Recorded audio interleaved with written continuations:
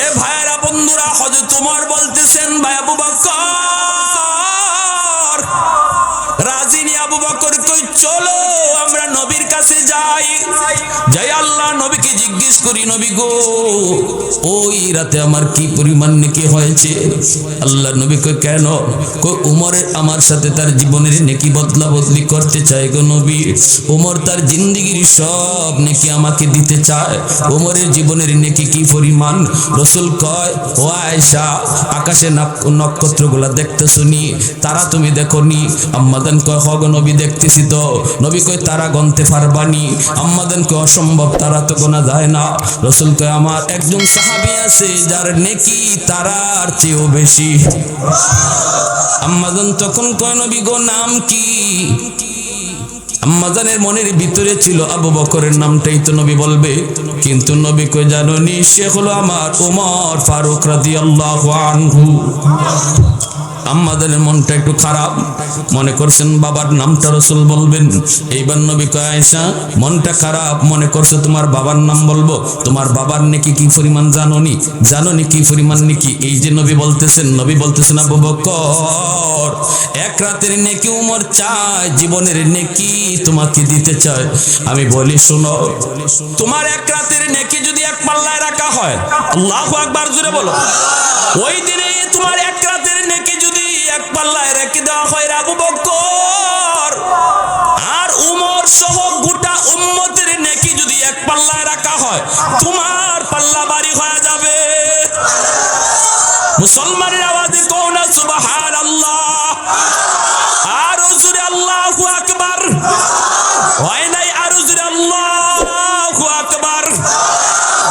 सिद्दीक तेरा नाम से इस्लाम रखेगा, सिद्दीक तेरा नाम से इस्लाम रखेगा, दुनिया की सदाकत में तेरा नाम रखेगा, दुनिया की सदाकत में तेरा नाम रखेगा, फारूक तेरा नाम से इस्लाम रखेगा, दुनिया की अदालत में तेरा नाम रहेगा, दुनिया की अदालत में तेरा नाम रहेगा, उस्मान तेरा नाम से इस्लाम रखेगा, दुनिया की सखावत में तेरा नाम रहेगा, हैदर तेरा नाम से इस्लाम रखेगा, दुनिया की शजाअत में तेरा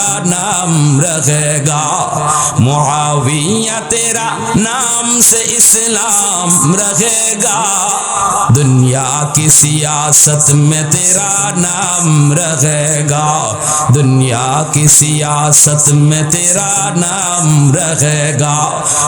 मुसलमाনের আওয়াজে বলেন আল্লাহু আকবার, আর জোরে আল্লাহু আকবার। মক্কার কাফিররা যখন আল্লাহ কইছে আমার নবীর সাহাবীদের মতো ঈমান আনো, মক্কার কাফিররা কয় আমরা কি নির্বুদ্ধের মতো বুকাদের মতো আমরা ঈমান আনবো? সাহাবায়ে কেরামরে বুকা কইছে, নির্বুদ্ধ কইছে। আল্লাহ কয় বন্ধু, তোমার সাহাবীরে যারা নির্বুদ্ধ কয় জবাব তুমি দিও না, এই গালির জবাব আমি আল্লাহ দিতেছি।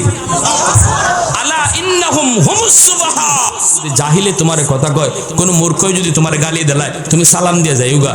আল্লাহ পাক কয় ইবাদুল্লাহ, ইবাদুর রহমানের প্রশংসা আল্লাহ এই কথা বলছে, ওয়া ইযা খাতাবাহুমুল জাহিলুনা ক্বালু সালামা, কইলো দোত বেটা তোর সাথে আমি মাতি না, যা বেটা গালাগালি করিও না, এটা ভালো না। কিন্তু এই জায়গায় আল্লাহ কয় যখনই আমার নবীর সাহাবীদের কেউ গালি দিব তখন আর নীরব থাকতো না, এখানে আর সুফিগিরি চলে না, গালি সময় মতো দেওয়াও সওয়াব। সাহাবীদেরকে যদি কেউ গালি দেয় তুমি উল্টা গালি দিতা, এটা তখন সওয়াব হয়ে যায়। আল্লাহ রাসূল সাল্লাল্লাহু আলাইহি ওয়াসাল্লাম বলেন, ইযা রাআইতুমুল্লাযীনা ইয়াসুবুনা আসহাবি ফাকুলু লানাতুল্লাহি আলা শাররিকুম, তোমরা যদি দেখো আমার নবীর সাহাবীদেরকে কেউ মন্দ বলে তোমরা কইও তোর উপরে আল্লাহর লানত পড়ুক। এটা আমার রাসূল বলছেন, তুমি পরিষ্কার জবাব দিয়ে দিও তোর উপরে আল্লাহর লানত পড়ুক। তাহলে এই ব্যাপারে আল্লাহ ছাড় দেয় নাই, নবীও ছাড় দেয় নাই। হ্যাঁ, আল্লাহ ছাড় দেয়, নবীও ছাড় দেয় নাই। আল্লাহ যেখানে নবীর সাহাবীদের উপরে রাজি হয়ে গেল, তুমি কটায় আর মজায় কোত্থেকে আসলা? নবীর সাহাবীদের উপরে রাজি হইতে পারলা না। আল্লাহ কয় আমি রাজি, আর তুমি কও আমি রাজি না। চেয়ারম্যানের কাছে যাও বলতে হয় না, ইমাম সাহেবের হাত ধরে তওবা করতে হয় না, তওবা করার জন্য কোনো মানুষের হাত ধরতে হয় না। শুধু আল্লাহর কাছে বলবা, আল্লাহর কাছে নিজের গুনাহটা বলবা। আল্লাহর কাছে বলাও লাগবে না, আল্লাহ তো জানি।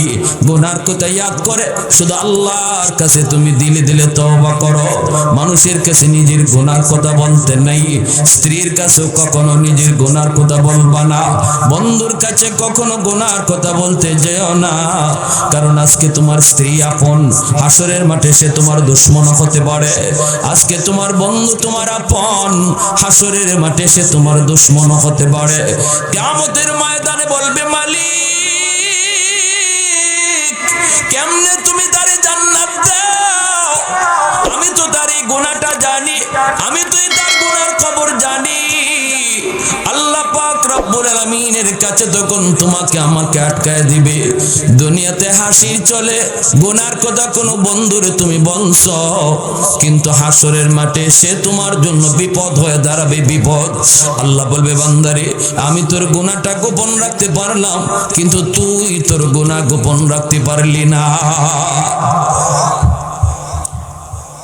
এজন্য আল্লাহ পাক রব্বুল আলামিন তওবাকারীকে ভালোবাসার কথা আল্লাহ আগে এনেছেন। আল্লাহ পাক বলেন ইন্নাল্লাহা ইউহিব্বুত তাওয়াবিন ওয়া ইউহিব্বুল মুতাতাহহিরিন। আল্লাহ বলেন তওবাকারীকে আমি আল্লাহ ভালোবাসি, যারা গুনাহ করে না তাদেরকেও আল্লাহ বলেন আমি ভালোবাসি। কিন্তু যারা গুনাহ করার পর তওবা করে তাদের ভালোবাসার কথা আল্লাহ আগে আনছেন। সুবহানাল্লাহ। জোরে হ্যাঁ, সাহাবায়ে কেরাম গুনাহ করে, তাহলে তারা সত্যের মাপকাঠি হয় কেমনে? পাগলের পাগলামি কথা। এই আয়াতের ভিতরে আল্লাহ পরিষ্কার বুঝাইলেন, বান্দার দ্বারা গুনাহ হয়ে যাওয়াটা অপরাধ না, তওবা না করাটা অপরাধ। ঠিক কিনা জোরে বলেন? সাহাবায়ে কেরামের দ্বারা গুনাহ হয়েছে কারণ তারা নিষ্পাপ না। নবীগণ নিষ্পাপ, সাহাবায়ে কেরাম নিষ্পাপ না। সাহাবায়ে কেরামের দ্বারা গুনাহ হয়েছে, কিন্তু এমন একজন সাহাবী দেখাও যে সাহাবী গুনাহ করার পর এই গুনার উপরে মজবুত ছিল। গুনাহটা হয়ে যাওয়ার পর এমন তওবা আল্লাহর কাছে করছে, আল্লাহর কাছে এমন তওবা করছে, আল্লাহ পাক সাথে সাথে তার উপর রাজি হয়ে গেছে। এজন্যই তো আল্লাহ পাক কয়, আমার নবীর সাহাবীদেরকে তোমরা অনুসরণ করো, আমার নবীর সাহাবীদের মতো ঈমান আনো, আমার নবীর সাহাবীদের মতো জীবন গড়ো। নবীও বলেছেন আসহাবি কান্নুজুম বিআইয়িহিম ইক্তাদাইতুম ইহতাদাইতুম। আমার এক একজন সাহাবী আকাশের নক্ষত্র স্বরূপ। একজন সাহাবীকে যদি তোমরা অনুসরণ করো তাহলে জান্নাতের পথ পেয়ে যাবা। এমন সার্টিফিকেট আমার রাসূল দিলেন যে আমার একজন সাহাবীরও যদি তোমরা ফলো করো তোমরা জান্নাতের পথ পেয়ে যাবা। আজকে সেই সাহাবী তোমার কাছে মাপকাঠি হতে পারলো না, দুঃখ, আফসোস। যে সাহাবীর ব্যাপারে নবী বলেন একজন সাহাবীরও যদি অনুসরণ করো তোমরা জান্নাতের পথ পেয়ে যাবা। কেন সাহাবীর অনুসরণ করবা না? কয় তারা গুনাহ করছে। তো গুনাহ তো করবেই, কারণ তারা তো নিষ্পাপ না। অনুসরণ কেন করবা? তারা গুনাহ করার পর যেটা করছে তুমিও এটা করো, এর নাম হলো তওবা। সাহাবায়ে কেরামের দ্বারা গুনাহ হইছে, আমাদের দ্বারাও গুনাহ হবে। এজন্যই আল্লাহ বলছে আমার নবীর সাহাবীদেরকে দেখো। গুনাহ করার ক্ষেত্রে নবীর অনুসরণ কইরা লাভ নাই, কারণ নবীর দ্বারা গুনাহ হয়ই না। আমাদের দ্বারা গুনাহ হয় শুধু যদি নবীকে অনুসরণ করো, শুধু যদি নবীকে সত্যের মাপকাঠি মানো। তাহলে বলো নবী জীবনে মিথ্যা বলেন নাই, তুমি কেন মিথ্যা বলো? বলো। সাহাবীদেরকে যদি বাদ দাও, শুধু যদি নবীর মতোই চলার তোমার টার্গেট হয়, বলো আমার নবী জীবনে কোনোদিন খেয়ানত করে নাই, তুমি কেন খেয়ানত করো? আমার নবী এবং কোন নবীর কাছ থেকে কোনোদিন জিনা ব্যভিচার হয় নাই, তোমার কাছ থেকে কেন হয়? জবাব দাও। এই জায়গায় তুমি কিভাবে নবীর অনুসরণ করবা? কিভাবে অনুসরণ করবা? তোমার আমার দ্বারা দহরহ গুনাহ হয়, অনুসরণ এখানে আমাকে সাহাবায়ে কেরামের করতে হবে, কারণ সাহাবায়ে কেরামের দ্বারাও গুনাহ হয়েছে। এরপরে তারা কি করছে, তো এরপরে সাথে সাথে তওবা করেছে, দেরি করে নাই।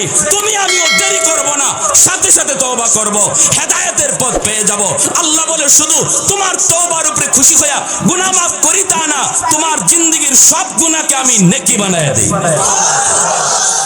সুবহানাল্লাহ ওয়া বিহামদি, সুবহানাল্লাহিল আযীম। প্যারে হাজিরিন, যেখানে আমার আল্লাহ নিজে বলেন রাদিয়াল্লাহু আনহুম ওয়া রাদু আন, আমি আল্লাহ আমার নবীর, আমার হাবিবের সাহাবায়ে কেরামের উপরে আমিও খুশি, তারাও খুশি। সুবহানাল্লাহ জোরে বলেন। আল্লাহ যে সাহাবায়ে কেরামের উপর খুশি, এই কথা আল্লাহ আগে কইছেন। আল্লাহ আগে কইছেন আমি তাদের উপরে খুশি। সাহাবায়ে কেরাম আল্লাহর উপরে খুশি, এই কথা আল্লাহ পরে কইছেন। আল্লাহ যে নবীর সাহাবীদের উপরে খুশি, এই কথা আল্লাহ আগে শোনায় দিয়েছেন।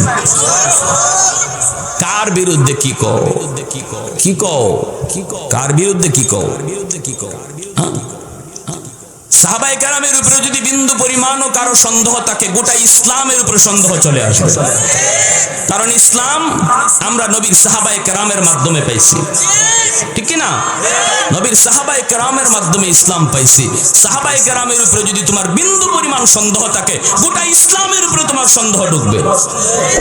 তাহলে এটা একটা কঠিন চক্রান্ত, বহুত বড় ষড়যন্ত্র ইসলামের উপরে, অত্যন্ত সূক্ষ্মভাবে।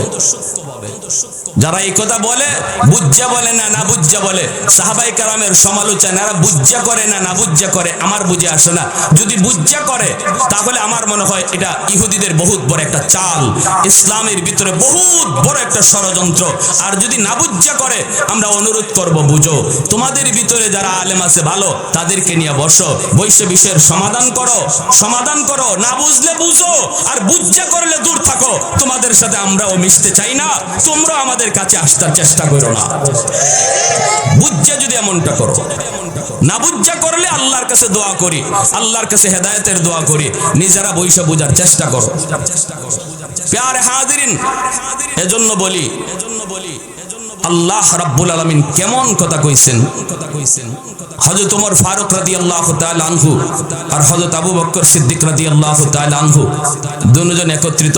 সিদ্দিক আকবর বলতেছেন, ভাই ওমর, আমি আবু বকরের মন বলে তোমার জিন্দেগীর গুনাহ, তোমার জিন্দেগীর নেকি আমি আবু বকরের চেয়ে অনেক বেশি। কে বলেন? সিদ্দিক আকবর, উম্মতের ভিতরে যার মর্যাদা, যার মাকাম সবচেয়ে উপরে, তিনি হযরত ওমর রাদিয়াল্লাহু তাআলা আনহুকে বলতেছেন, ভাই ওমর, আমার মন বলে তোমার নেকি আমার থেকে বেশি। হযরত ওমর বলে, এটা কোন যুক্তিতে? আপনি হলেন উম্মতের সবচেয়ে শ্রেষ্ঠ, নবীর পরে আপনার মর্যাদা, আর উম্মতের ভিতরে সবার উপরে আপনার স্থান, সেখানে আমার নেকি আপনার চেয়ে বেশি কোন যুক্তিতে? সিদ্দিক আকবর বলেন, ভাই ওমর, কোন যুক্তি নাই, তবে কোরআনের আয়াতের দলিল আছে। কোন কি আপনি দলিল? কোরআনের আয়াতের, কোরআন আল্লাহ আমি ওমরের নেকির কথা কই কইল? ও ওমর, আল্লাহ তোমার নাম নিয়ে বলে নাই, কিন্তু আল্লাহ পাক পবিত্র কোরআনের সূরা ফুরকানের ভিতরে আল্লাহ বলে দিয়েছে, আমার যেই বান্দা তওবা করবে, ঈমান আনবে, নেক আমল করবে, তার পিছনের গুনাহ যেই পরিমাণ হয়ে যায় সেই পরিমাণ নেকি। যদি তোমার এমনই হয় ওমর, তাহলে তোমার জিন্দেগির গুনাহ তো আমার চেয়ে অনেক বেশি, কারণ তুমি তো ইসলাম গ্রহণ করার আগে আমার চেয়ে অনেক বেশি গুনাহ করছো, গুনার তালিকা তোমার অনেক লম্বা, কিন্তু তওবা করার পর ওই গুনাহ যদি নেকি হয়ে যায়, তাহলে নেকিও তো তোমার বেশি হয়ে গেল। সুবহানাল্লাহ জোরে কইবেন না? আরেকটু জোরে কোন না সুবহানাল্লাহ। আল্লাহু আকবার। দেখছেন কি দলিল?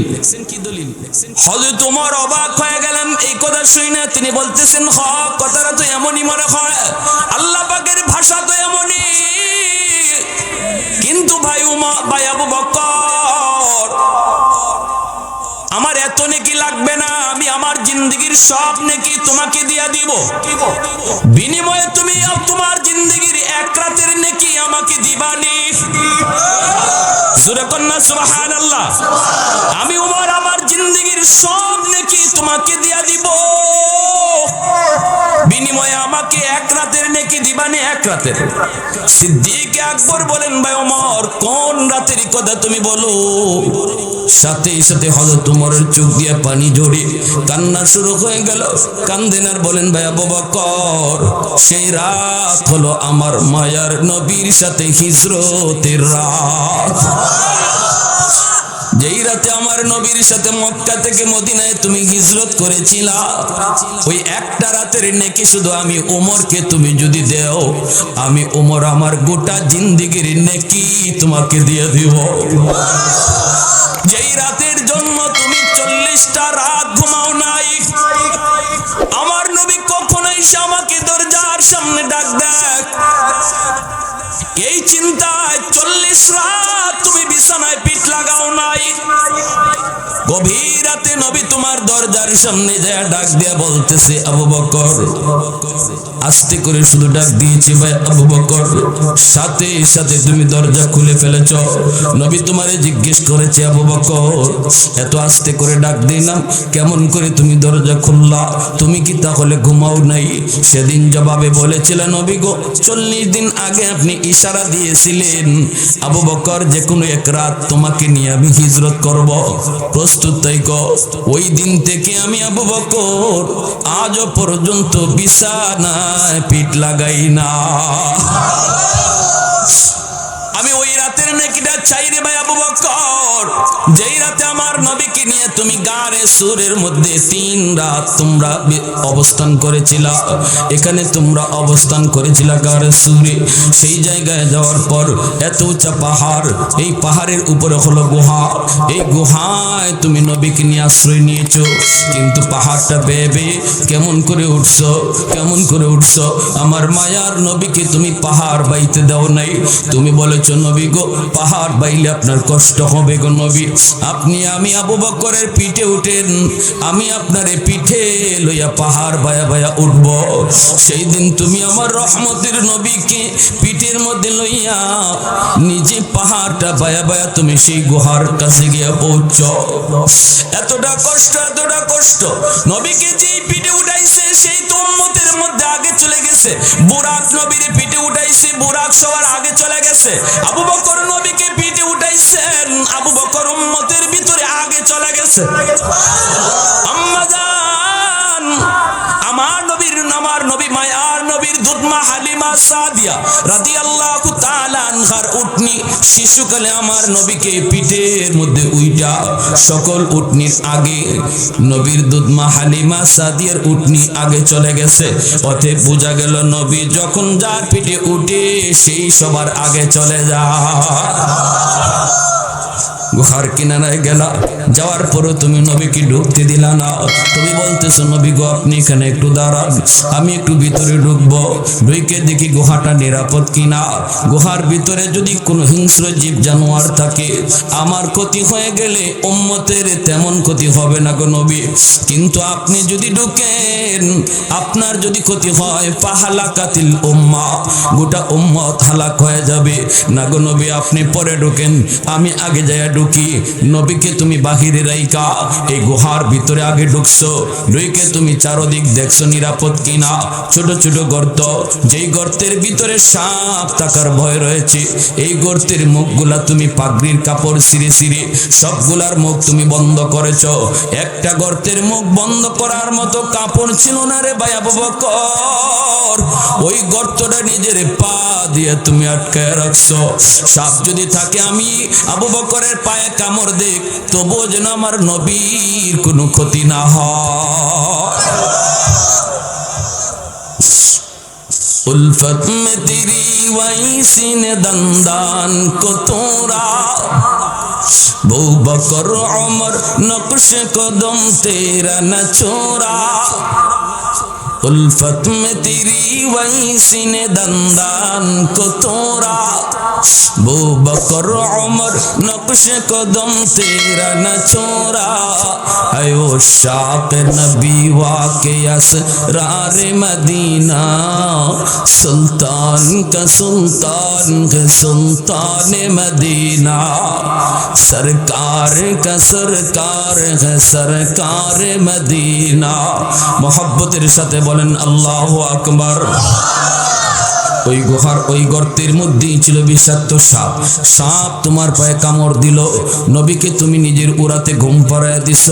আমার রহমতের নবী সরওয়ারে দু জাহান তোমার উরুতে ঘুমাইতেছেন, নবীকে তুমি ঘুম পাড়াইছ। অথচ গুহায় ঢোকার পর ঘুমানোর প্রয়োজনটা ছিল তোমার বেশি, কারণ তুমি 40টা রাত ঘুমাও নাই। তারপরও নিজে না ঘুমায়া, নিজে বিশ্রাম না নিয়া আমার নবীকে তুমি ঘুম পাড়াইছ। নবীজি তোমার উরাতে মাথা রাইখা ঘুমাইতেছেন, আর তুমি নয়ন জোড়াইয়া আমার রহমতের নবীর নূরানি চেহারা তুমি দেখতেছ। এত কাছে থেকে আমার নবীকে আমি উমর জীবনও কোনোদিন দেখি নাই। এত সময় এত কাছে থেকে আমার নবীর নূরানি চেহারা তুমি আবু বকর ছাড়া কেউ এত কাছে থেকে দেখে নাই। তারপরে এই সাপে তোমার কামড় দিল, বিষাক্ত সাপের বিষের কত যন্ত্রণা। যে কামড় খাইছে সে জানে, যে কামড় খাইছে সে জানে। এই বিষাক্ত সাপের বিষের যন্ত্রণা তুমি হজম করেছ।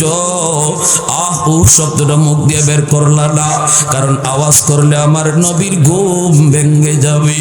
বডিটা তুমি নাড়াচাড়া করো না, বডিটা একটু নাড়াচাড়া করলে পরও আমার নবীর ঘুম ভাঙবে। দাঁতে দাঁতে কামড় খায়া তুমি সাপের বিষের যন্ত্রণা হজম করেছ। এক ফোঁটা চোখের পানি নবীর গাল মোবারকে পড়ে গেল, সাথে সাথে নবীর ঘুম ভেঙে গেল। নবী বলতেছে আবু বকর কাঁদো কেন? নবী গো আমার পায়ে সাপে কামড় মারছে। নবী গো আবু বকর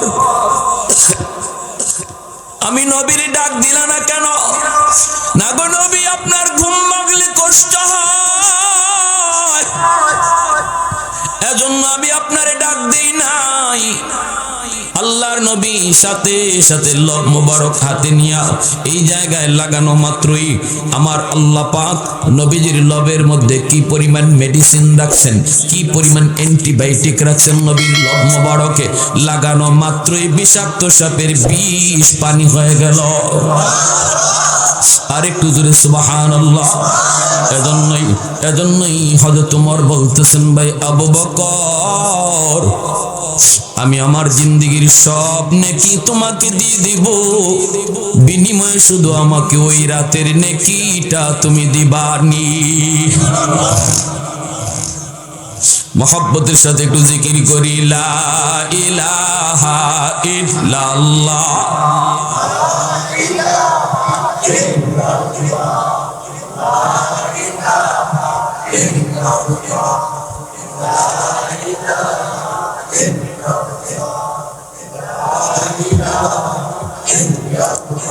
জোরে লা ইলাহা ইল্লাল্লাহ।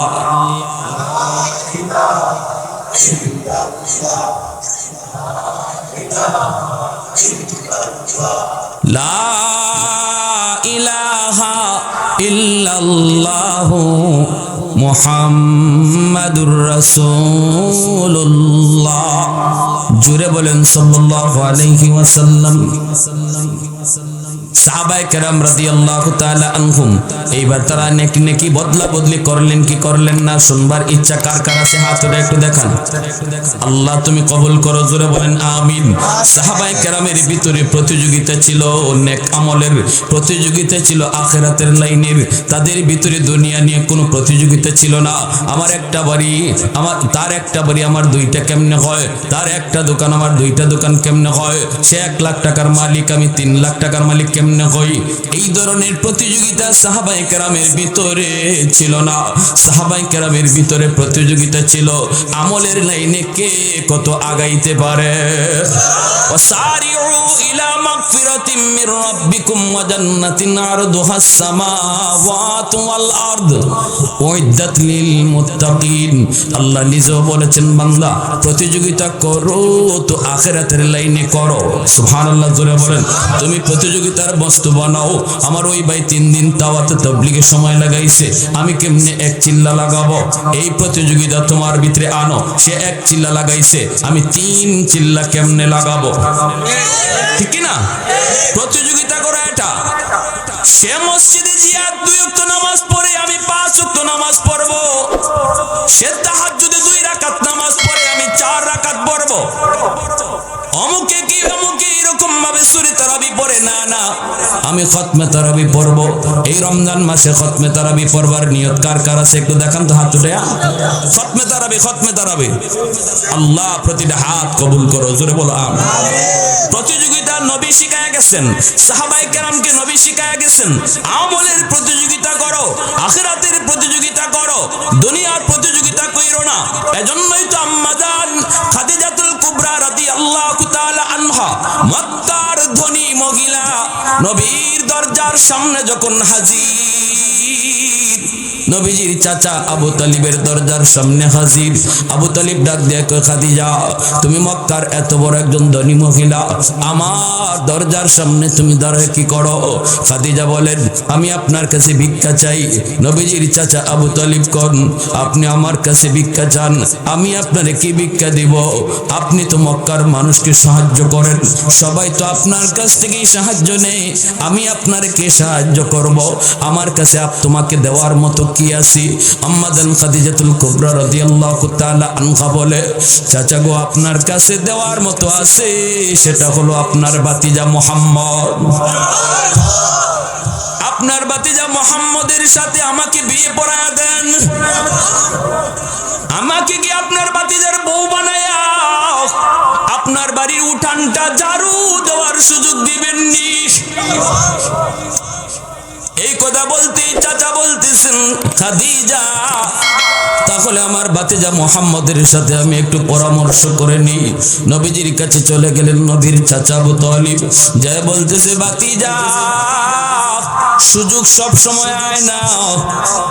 মক্কার সবচেয়ে ধনী মহিলা খাদিজা বাবা আমার দরজার সামনে হাজির, তোমাকে আমার কাছে ভিক্ষা চাই, ভিক্ষা। বাবার একটু কও তুমি রাজি নি? রাজি হয়ে গেলে আমাদের কপাল খুলে যাবে, আমাদের আর কোনো অভাব থাকবে না রে বাবা। ক না বাবা তুই রাজি নি? আল্লাহর নবী কয়, চাচা তুমি কি রাজি নি? আবু তালিব কয়, হ বাবা আমি এক পায়ে রাজি, তুমি খালি একটু রাজি হইলেই চলে।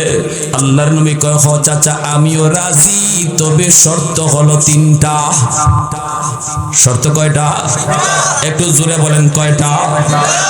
নবীজির চাচা আবু তালিব চলে গেলেন আম্মা জান খাদিজাতুল কুবরার কাছে, যা বলতেছেন, খাদিজা আমার ভাতিজাও রাজি, আমিও রাজি, তবে আমার ভাতিজার শর্ত দিছি 3টা, মানবাইনি? আম্মা জান বলেন, শর্ত 3টা না 99টাও আমি মানতে রাজি। 99টাও আমি মানতে রাজি, আমি মানতে রাজি। আমার নবীর উপরে এত ফেদা তিনি কেমনে হলেন? কারণ নবীজি আম্মা জান খাদিজাতুল কুবরার আন্ডারে চাকরি করছেন, ওনার ব্যবসা পরিচালনা করেছেন। আম্মা জান দেখেছেন নবী যখন তার ছাগল রাখালি করে, আম্মা জান ছাদের উপর থেকে তাকায় তিনি দেখতেন কেমনে রাখাল ছাগল রাখালি করে। আম্মা জান ছাদের উপর থেকে দেখেন আমার নবী পাথরে হেলান দিয়া বসা, আর নবীর মাথার উপরে একটা মেঘের টুকরা ছায়া দিতেছে। আরবের মরুভূমির ভিতরে এত গরম, নবীর মাথার উপর একটা আবর ছায়া দিয়ে রাখছে। আর নবী কি 2টা সাপ, বড় বড় সাপ নবীজির পাশে আইসা ফনা দিয়া এইভাবে নবীরে বাতাস করতেছে। আম্মা জান তাকায় দেখছেন, কুয়ার কাছে গেছেন নবীজি ছাগলগুলিরে পানি পান করানোর জন্য। কুয়ার মধ্যে বালতি ফালায়া পানি আইনা মানুষ ছাগলকে পানি পান করায়, কিন্তু আম্মা জান ছাদ থেকে তাকায় দেখেন রাখাল, আমার রাখাল যখন এই কুয়ার কিনারায় গেল, কুয়ার পানি অটোমেটিক উপরে উঠে গেল, বালতি ফালাইতে হয় নাই। আর ছাগলগুলি যাইয়া পানি পান করে ভদ্র মানুষের মতো বসা। ছাগল যেখানে মানুষের কথা শুনে না, সেই ছাগলগুলো আমার নবীর সামনে ভদ্রতার সাথে বসা আছে। একটু জোরে আওয়াজ দিয়া কোন সুবহানাল্লাহ। এতে আম্মা জান পাগল। এজন্যই নবী কই, চাচা আমি রাজি আছি, তবে শর্ত 3টা। নবীজি বলতেছেন আমার এক নাম্বার শর্ত হলো আপনার যত সম্পদ আছে। নবীজির চাচা আবু তালিব কানে কানে যায় কয় বাতি যায় একটু কয়ে দিবা সব সম্পদ আমার তোমারে দিয়া লাইতো, তাহলে আমাদের আর অভাব থাকবে না। নবী কই চাচা রাখেন না, আমার কথাটা শেষ হোক। নবী কইতেছেন আপনার যত সম্পদ সব সম্পদ মক্কার গরিব মানুষদের ভিতরে বিলায়া দিতে হবে। সুবহানাল্লাহ, জোরে কোন না। নবীজির চাচা আবু তালিবের মন খারাপ হয়ে গেল, কানে কানে গিয়া কয় ভাতিজা কি কইছো, 2 নম্বর শর্তটা একটু কইও। শর্ত তো 3টা নাকি, 2 নম্বরটা একটু কইও। নবী কয় ঠিক আছে চাচা। আল্লাহর নবী 2 নম্বর শর্ত লাগাই দিলেন, আপনার যত বাড়ি আছে মক্কায়, যত বাড়ি সবগুলি বাড়ি যাদের বাড়ি নাই তাদেরকে দিয়া দিতে হবে। আম্মা জান খাদিজা বলেন আমি সব মানি, সম্পদ বিলায় দিব, বাড়িঘর গরিব দুঃখী মানুষকে দিয়া দিব। নবীজির চাচা আবু তালিব কাছে যায় কয় বাবা বাবা ও আব্বা, একটা শর্ত আর মাত্র বাকি আছে বাবা, এটা অন্তত কইস রে বাবা। 3 দিন 4 দিন চলে যায়, চলে আগুন জ্বলে না বাবা, মাত্র রইছে একটা শর্ত কইস বাবা, একটু গাড়ায় কইস। আল্লাহর নবী রহমতের নবী 3 নম্বর শর্ত লাগায়া দিলেন, আমাকে যদি আপনি বিয়ে করতে চান, যদি আপনি আমার কাছে বিয়ে বসতে চান, তাহলে 3 নম্বর শর্ত হলো আমি আপনাকে নিয়ে একটা খেজুর পাতার ঘরের মধ্যে তোমাকে নিয়ে থাকবো। এই ঘরের ভিতরে হয়তো কখনো চুলায় আগুন জ্বলবে না, 3 দিন সপ্তাহ চলে যেতে পারে, চুলায় আগুন জ্বলবে না, অনাহারে থাকা লাগতে পারে। যদি তুমি এই অবস্থায় পড়ো ও শব্দ মুখ থেকে বলতে পারবা না, মানতে পারবা কিনা একটু কও। আম্মাদান সাথে সাথে চোখের পানি সাইরে বলেন, মুহাম্মদ আমি তোমাকে পাওয়ার জন্য 1 মাস 2 মাস না, জীবন অনাহারে থাকতে রাজি। उल्फत में तेरी वैस कौनैन मुख्तार खुदा तुमको बनाया, कौनैन मुख्तार खुदा तुमको बनाया, उम्मत का निगाहबान खुदा तुमको बनाया, उम्मत का निगाहबान खुदा तुमको बनाया। मौला मेरा आका मेरा रहमत की नबी है, तजदार मदीना है तो माहे अरबी है, तजदार मदीना है तो माहे अरबी है। একটু জোরে সুরে কোন আল্লাহু আকবার। তাহলে সাহাবায়ে কেরাম দুনিয়া নিয়ে প্রতিযোগিতা করতেন না, আখিরাত নিয়ে প্রতিযোগিতা করতেন, সবক শিখেছেন নবীর কাছ থেকে, ঠিক কি না? সুযোগ ছিল আল্লাহর নবী মুহূর্তের ভিতরে তিনি মক্কার সবচেয়ে ধনী হয়ে যাইতেন। মক্কার মানুষরা কয় খাদিজা তুমি অত সুন্দরী, তুমি এত ধনী, তুমি মুহাম্মদরে কেমনে বিয়া করলা, তোমার সাথে কি মুহাম্মদের মিল খায়নি? তখন আম্মাজান বলতেছেন আচ্ছা আমার স্বামীর সাথে আমার মিল খায় না, তো আচ্ছা ঠিক আছে একটু কও তো দেখি আমার স্বামীর কোন জিনিসটা নাই, তার চরিত্র। না চরিত্র খুব ভালো, দেখতে না দেখতে তো আলহামদুলিল্লাহ এমন কয়জন আছে, তারপরে হ্যাঁ তার বংশ না তাও ভালো, মক্কার সবচেয়ে দামি বংশ।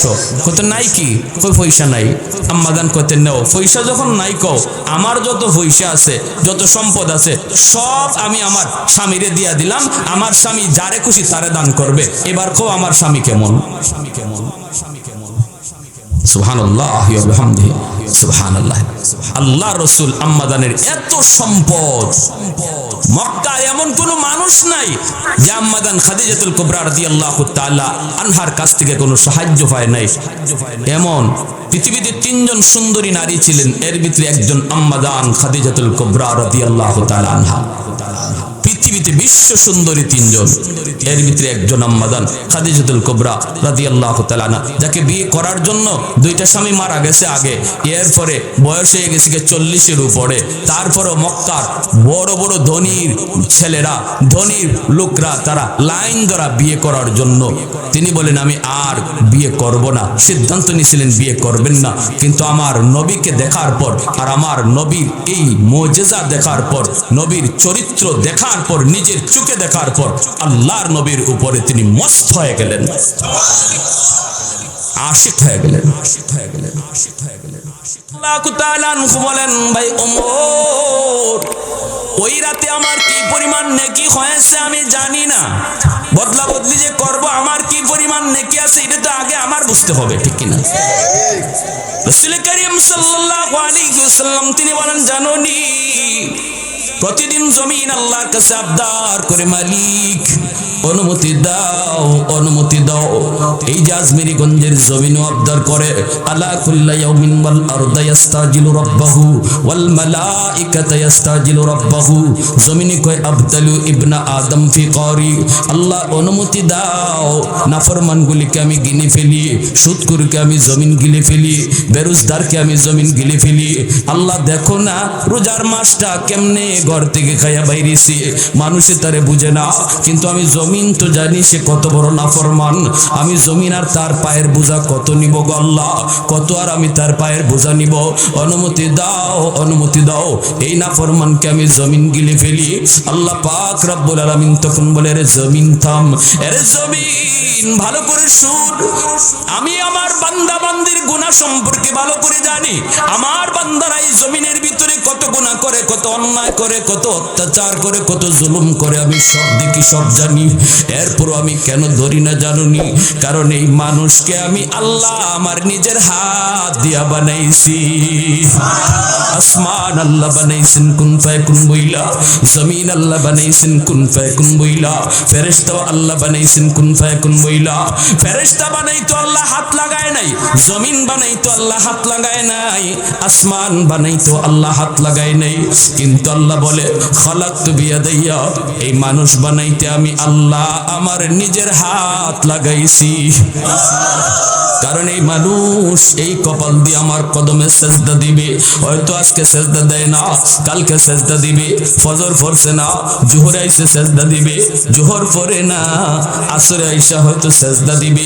আল্লাহ কয় এখনো বুঝে না, হয়তো কোন মাহফিলে গিয়া কোন একজন আল্লাহর ওলির কথা শুই না, কখন জানি আমার বান্দা চোখের পানি ঝরায়া আমি আল্লাহর কাছে তওবা করে ফেলে, তখনই তো আমি তার উপর এমন খুশি হই, গুনাহ যদি সাগর পরিমাণ হয়, সাগর পরিমাণ নেকি আমি বানায় দে। এ ভাইরা বন্ধুরা, হযরত ওমর বলতেছেন, ভাই আবু বকর রাজি নি? আবু বকর কই, চলো আমরা নবীর কাছে যাই, যাই আল্লাহ নবীকে জিজ্ঞেস করি, নবী গো ওই রাতে আমার কি পরিমাণ নেকি হয়েছে? আল্লাহ নবী কই, কেন? কই উমরের আমার সাথে তার জীবনের নেকি বদলা বদলি করতে চায় গো নবী। উমর তার জিন্দেগির সব নেকি আমাকে দিতে চায়। উমরের জীবনের নেকি কি পরিমাণ? রাসূল কয়, ও আয়েশা, আকাশে নক্ষত্রগুলা দেখতেছো নি? তারা তুমি দেখোনি? আম্মাদান কয়, হগো নবী দেখতেছি তো। নবী কয়, তারা গনতে পারবানি? আম্মাদান কয়, অসম্ভব, তারা তো গোনা যায় না। রাসূল কয়, আমার একজন সাহাবী আছে যার নেকি তারার চেয়েও বেশি। আম্মাদান তখন কয়, নবী গো নাম কি? আম্মাজানের মনের ভিতরে ছিল আবু বকরের নামটাই তো নবী বলবে, কিন্তু নবী কই জানোনি, সে হলো আমার ওমর ফারুক রাদিয়াল্লাহু আনহু। আম্মাজানের মনটা একটু খারাপ, মনে করছেন বাবার নামটা রাসূল বলবেন। এইবার নবী কয়, আয়েশা মনটা খারাপ, মনে করছো তোমার বাবার নাম বলবো? তোমার বাবার নেকি কি পরিমাণ জানোনি? জানোনি কি পরিমাণ নেকি? এই যে নবী বলতেছেন, নবী বলতেছেন আবু বকর এক রাতের নেকি উমর চায়, জীবনের নেকি তোমাকে দিতে চায়। আমি বলি শোনো, তোমার এক রাতের নেকি যদি এক পাল্লায় রাখা হয়, আল্লাহু আকবার জোরে বলো, ওই দিনে তোমার এক রাতের নেকি যদি এক পাল্লায় রেখে দেওয়া হয় আবু বকর আর উমর সহ গোটা উম্মতের নেকি যদি এক পাল্লায় রাখা হয়, তোমার পাল্লা ভারী হয়ে যাবে। মুসলমানের আওয়াজে কও না সুবহানাল্লাহ, আর জোরে আল্লাহু আকবার, হয় নাই আর জোরে আল্লাহু আকবার। सिद्दीक तेरा नाम से इस्लाम रखेगा, सिद्दीक तेरा नाम से इस्लाम रखेगा, दुनिया की सदाकत में तेरा नाम रहेगा, दुनिया की सदाकत में तेरा नाम रहेगा, फारूक तेरा नाम से इस्लाम रखेगा, दुनिया की अदालत में तेरा नाम रहेगा, दुनिया की अदालत में तेरा नाम रहेगा, उस्मान तेरा नाम से इस्लाम रखेगा, दुनिया की सखावत में तेरा नाम रहेगा, हैदर तेरा नाम से इस्लाम रखेगा, दुनिया की शजाअत में तेरा नाम रहेगा, मुआविया तेरा नाम से इस्लाम रहेगा, दुनिया की सियासत में तेरा नाम रहेगा, दुनिया की सियासत में तेरा नाम रहेगा। मुसलमानेर आवाज़े बोलें अल्लाहु अकबर, आरो जोरे अल्लाहु अकबर। মক্কার কাফিররা যখন আল্লাহ কইছে আমার নবীর সাহাবীদের মতো ঈমান আনো, মক্কার কাফিররা কয় আমরা কি নির্বুদ্ধের মতো বুকাদের মতো আমরা ঈমান আনবো? সাহাবায়ে কেরামরে বুকা কইছে, নির্বুদ্ধ কইছে। আল্লাহ কয় বন্ধু, তোমার সাহাবীরে যারা নির্বুদ্ধ কয় জবাব তুমি দিও না, এই গালির জবাব আমি আল্লাহ দিতেছি। আলা ইন্নাহুম হুমুস সুবাহা, জাহিলে তোমারে কথা কয়, কোন মূর্খই যদি তোমারে গালি দেলায় তুমি সালাম দিয়ে যাইউগা। আল্লাহ পাক কয় ইবাদুল্লাহ, ইবাদুর রহমানের প্রশংসা আল্লাহ এই কথা বলছে, ওয়া ইযা খাতাবাহুমুল জাহিলুনা ক্বালু সালামা, কইলো দোত বেটা তোর সাথে আমি মাতি না, যা বেটা গালাগালি করিও না, এটা ভালো না। কিন্তু এই জায়গায় আল্লাহ কয় যখনই আমার নবীর সাহাবীদের কেউ গালি দিব তখন আর নীরব থাকো না, ইগানো আর সুফিগিরি চলে না, গালি সময় মতো দেওয়াও সওয়াব। সাহাবীদেরকে যদি কেউ গালি দেয় তুমি উল্টা গালি দিতা, এটা তখন সওয়াব হয়ে যায়। আল্লাহ রাসূল সাল্লাল্লাহু আলাইহি ওয়াসাল্লাম বলেন ইযা রাআইতুমুল্লাযীনা ইয়াসুবুনা আসহাবি ফাকুলু লানাতুল্লাহি আলা শাররিকুম, তোমরা যদি দেখো আমার নবীর সাহাবীদেরকে কেউ মন্দ বলে তোমরা কইও তোর উপরে আল্লাহর লানত পড়ুক। এটা আমার রাসূল বলছেন, তুমি পরিষ্কার জবাব দিয়ে দিও তোর উপরে আল্লাহর লানত পড়ুক। তাহলে এই ব্যাপারে আল্লাহও ছাড় দেয় নাই, নবীও ছাড় দেয় নাই। হ্যাঁ, আল্লাহও ছাড় দেয়, নবীও ছাড় দেয় নাই। আল্লাহ যেখানে নবীর সাহাবীদের উপরে রাজি হয়ে গেল, তুমি কটায় আর মজায় কোত্থেকে আসলা নবীর সাহাবীদের উপরে রাজি হইতে পারলা না? আল্লাহ কয় আমি রাজি, আর তুমি কও আমি রাজি না। কি ভাই, কি ভাই বলেন? সাহাবায়ে কেরামের মতো। এজন্য আল্লাহ রাসূল বলেছেন আমার একজন সাহাবীর যদি অনুসরণ করো তোমরা হেদায়েতের রাস্তা পাইয়া জান্নাত পর্যন্ত পৌঁছে যাওয়া। সাহাবায়ে কেরামের মতো জীবন গঠন করতে কারা কারা তৈয়ার আছেন একটু হাত উঠায় দেখান। আল্লাহ কবুল করো, জোরে বলেন আমিন, আরো জোরে বলেন আমিন, আরো জোরে আমিন। প্যারে হাজিরিন, তারা ছিলেন নরমের জায়গায় নরম, গরমের জায়গায় সাহাবায়ে কেরাম নরমের জায়গায় নরম, গরমের জায়গায় আবু বকর সিদ্দিক গরম না নরম? আবু বকর সিদ্দিক হ্যাঁ নরম, নরম সাহাবী। আর হযরত উমর, ওরে আল্লাহ, এটা তো সবাই জানে। হযরত উমর নরম না গরম? হযরত উমর যে রাস্তা দিয়ে যাইতেন শয়তান এই রাস্তা দিয়া আইতোই না। শয়তানে কইতো আল্লাহ তার হাতে যেভাবে তলোয়ার খোলা থাকে কোন দিন যে আমি বাটে পড়ি।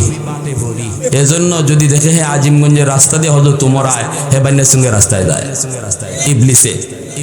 এজন্য আল্লাহ রাসূল সাল্লাল্লাহু আলাইহি ওয়াসাল্লাম একদিন নবী এক জায়গায় দাঁড়ায় রয়েছেন, নবীরে দেখেও মহিলায় ঢোল বাজানি বন্ধ করে না। এক মহিলা ঢোল বাজায়, আল্লাহ রাসূল দাঁড়ায় রয়েছেন তাও ঢোলই বাজায়।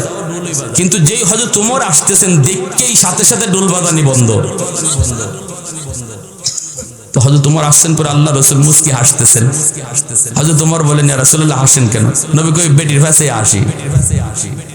আমি নবী এতক্ষণ ধরে খাড়াই রয়েছে, এর খবরই নেই, হে ঢুল বাজায় ওই।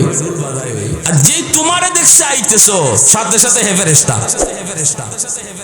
এজন্য আসি। হযরত তোমার গরম হয়ে গেছেন, কি হযরত তোমার মহিলারে কিছু কইবেন, তুই আমারে দিকিয়া বাজনা বাজানি বন্ধ করলি, অথচ আমার রসুল দাঁড়াই রয়েছে, তুই বাজনা বাজানি বন্ধ করলি না। হযরত তোমার খালি এই কথাটা কইবেন, রসুল করবো আমার খারাও কিছু কইও না, মহিলার দোষ না। আল্লাহু আকবার জোরে কর না। হযরত তোমার বলি, ইয়া রাসূলুল্লাহ মহিলার দোষ না মানে? বলে হ্যাঁ মহিলার দোষ না। কার দোষ? রসুল কে এতক্ষণ পর্যন্ত মহিলার সাথে শয়তান আছিল, তোমার দিকে শয়তান গেছে গিয়া। সুবহানাল্লাহ, আল্লাহু আকবার জোরে কর না। তোমার দেখকেও শয়তান ভাগছে, এজন্য মহিলার দোষ না।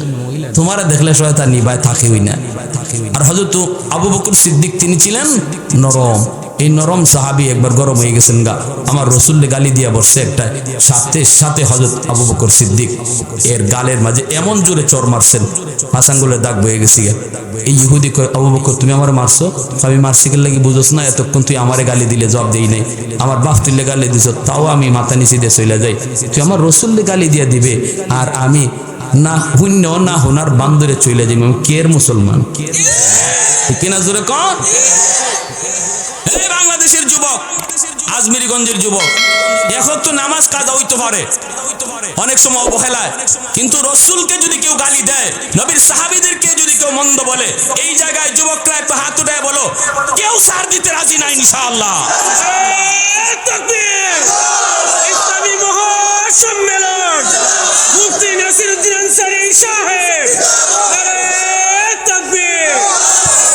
ভালো করে শুনবে, এটা আমাদের ঈমান। সাহাবায়ে কেরামের প্রতি মহব্বত, এটা মুসলমানের ঈমান। এখানে কোনো সার নাই, নবীর প্রতি মহব্বত ঈমান। আমার নবীকে অনুসরণ করব, নবীর সাহাবীদেরকে অনুসরণ করব। কোন কোন জায়গায় শুধু সাহাবীর অনুসরণ থাকবে, নবীর অনুসরণ করার সুযোগই থাকবে না।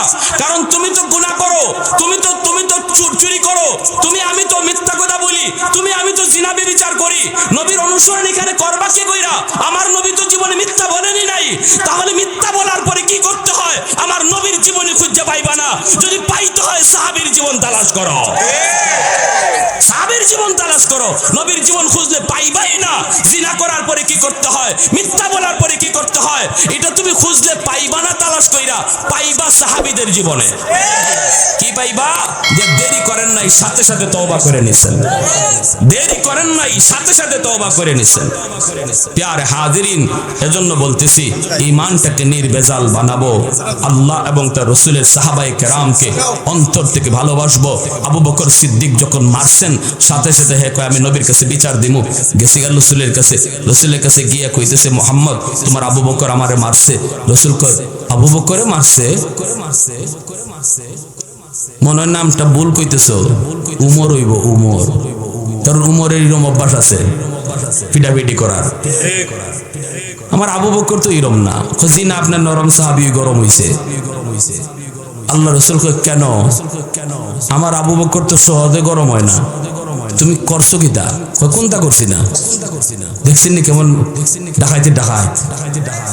বেঈমান হল এরা, বিপদে পড়লেই মিথ্যা কথা কয়, ঠিক না? বিপদে পড়ে গেলেই মিথ্যা কথা কয়। যখনই আন্তর্জাতিক ভাবে চাপ দেয়, কেন শিশু মারতেছো গাজায়, কেন শিশু হত্যা হচ্ছে, 12,000 শিশুকে খুন করা হলো, কেন হাসপাতালে হামলা হলো, তখনই ওই বেঈমান ইহুদির দলে কয়, ওই ইসরায়েলের নেতানিয়াহু কয়, না না আমরা তো হাসপাতালে মারছি না, এটা কেডা মারছে তদন্ত করা লাগবে। এত বড় ধোঁকাবাজির ইতিহাস, ইহুদিদের ইতিহাস, ধোঁকাবাজির ইতিহাস, বেঈমানদের ইতিহাস। মুসলমানদের ইতিহাসে ধোঁকাবাজি নাই। এপ্রিল ফুল তালাশ করে দেখো কিভাবে লক্ষ লক্ষ মুসলমানকে সাগরে ডুবাইয়া মারছিল। কইছিল তোমরা যাও, জাহাজে করে গেলে তোমাদেরকে অন্য দেশে পাঠাইয়া দিমো, ওই যে রানী ইসাবেলা। কিন্তু যখন জাহাজে উঠছে মুসলমানরা, এই জাহাজটা সাগরের মাঝখানে ডুবাই দিছে। তাহলে ধোঁকাবাজি সব বেদিন বেঈমানদের ইতিহাস। আবু বকর সিদ্দিক রাদিয়াল্লাহু তাআলা আনহু মারছেন, হে কইতেছে কয় হ্যাঁ বলে কোনটা কইছই না। তখন আল্লাহ রাসূল কয়, কই মারছে? বলে গালো। আল্লাহ রাসূল দেখেন ও গালের মাঝে এখনো আঙ্গুলের দাগ আছে, বুঝেন সরটা কি যাচ্ছে রইছে, কি বুঝেন? হ্যাঁ, নরম হাত যদি গরম হয় বুঝেন কেমন হয়? হুজুররা হাত তুলে না, হুজুররা মাঠে নামে না। হুজুররা যদি মাঠে নামে, কেন নামে? এমপি মন্ত্রী অওয়াল লাগে না, হুজুররা নামে আল্লাহ রসুলের সম্মান রক্ষার জন্য। তখন এই নরম হাতের পিছনে একটা গরম হাত থাকে, সেই হাতটা কার? জোরে বলেন কার? আল্লাহর হাত থাকে। সাথে সাথে আবু বকর সিদ্দিক রাদিয়াল্লাহু তাআলা আনহুকে রাসূল ডাকলেন, ডেকে বলতেছেন, আবু বকর তুমি বলে মারছো? সিদ্দিক বলেন, ইয়া রাসূলুল্লাহ আমি মারছি।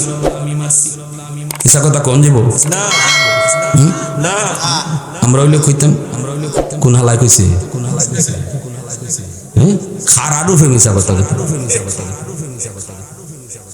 কারণ মিশা কথা আমরা লাগি ভানিবাদ, মিশা কথা না কইলে পেটের বাতি হজম হয় না।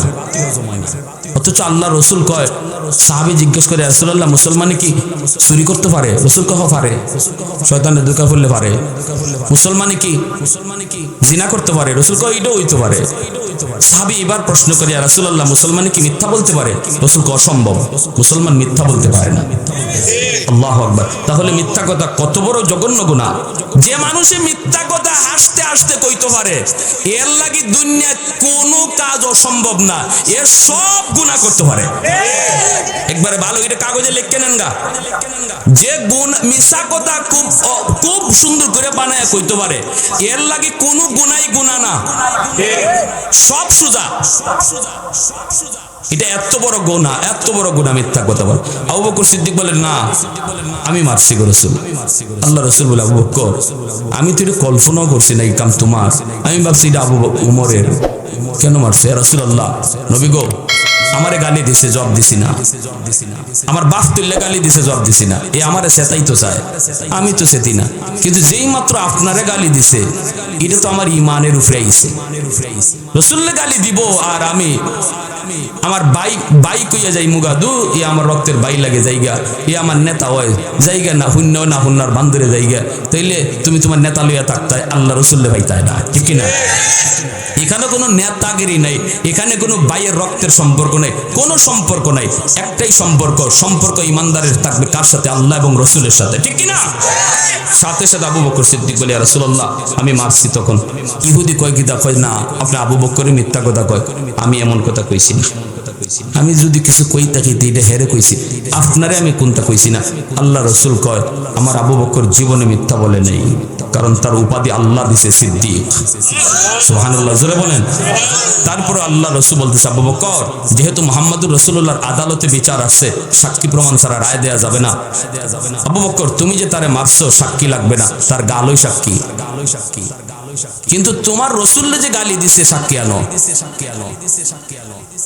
আল্লাহ রসুল ভালো করে বুঝতেছেন সিদ্দিক আকবর এখানে সত্য, তিনি যা বলতেছেন সত্য, কিন্তু আদালত তো আদালত। যদি বিচারক রাস্তা দিয়ে কোর্টে যাওয়ার সময় এজলাসে বসার আগে নিজের চোখে দেখতে যায় একটা খুন হইছে, কেডা খুন করছে এটা নিজেও দেখতে যায়, এরপরও বিচারক আসনে বসে চেয়ারে বসে বলতে পারবে না যে তুমি খুন করেছো আমি দেখেছি, বরং আদালতে সাক্ষীর মাধ্যমে প্রমাণ করতে হবে সে খুন করছে। কথাটা বুঝে আসছে? এটা হলো আদালতের সিস্টেম, বিচারের সিস্টেম। এজন্য আল্লাহর রসুল বলতেছেন, আবু বকর সাক্ষী আনো। সিদ্দিক বলে, ইয়া রাসূলুল্লাহ ওখানে কেউ ছিল না গো নবী, কেউ ছিল না, আমি সাক্ষী মানবো কারে? আল্লাহ রসুল বলেন, আবু বকর সাক্ষী যদি আনতে না পারো, তাহলে মুহাম্মাদুর রাসূলুল্লাহর আদালতে রায় হলো তুমি তারে যেইভাবে চর দিছো, আজকে তোমাকেও সে এইভাবে একটা চর দিবে। সিদ্দিক আকবর আল্লাহর কাছে হাত উঠায় কয়, মালিক কেউ ছিল না, কেউ শুনে নাই, কিন্তু সব তো তুমি শুনছো গো আল্লাহ। কেউ দেখে নাই, কিন্তু সব তো তুমি দেখছো। আজকে তো আমি তোমার বন্ধুর আদালতে মিথ্যাবাদী হয়ে যাব, আল্লাহ তুমি এর ফয়সালা দাও। সাথে সাথে সিদ্দিক আকবরের অন্তরে আল্লাহ পাক ইলহাম করে দিলেন। সিদ্দিক এইবার ডাক দিয়া বলতেছে, ইয়া রাসূলুল্লাহ ঘটনাটা ঘটছে একটা বাবলা গাছের নিচে গো নবী। আমার মন বলে ওই গাছকে যদি দিনের নবী তিনি সাক্ষী বানান, তাহলে গাছ আজকের মামলার সাক্ষী হয়ে যাবে।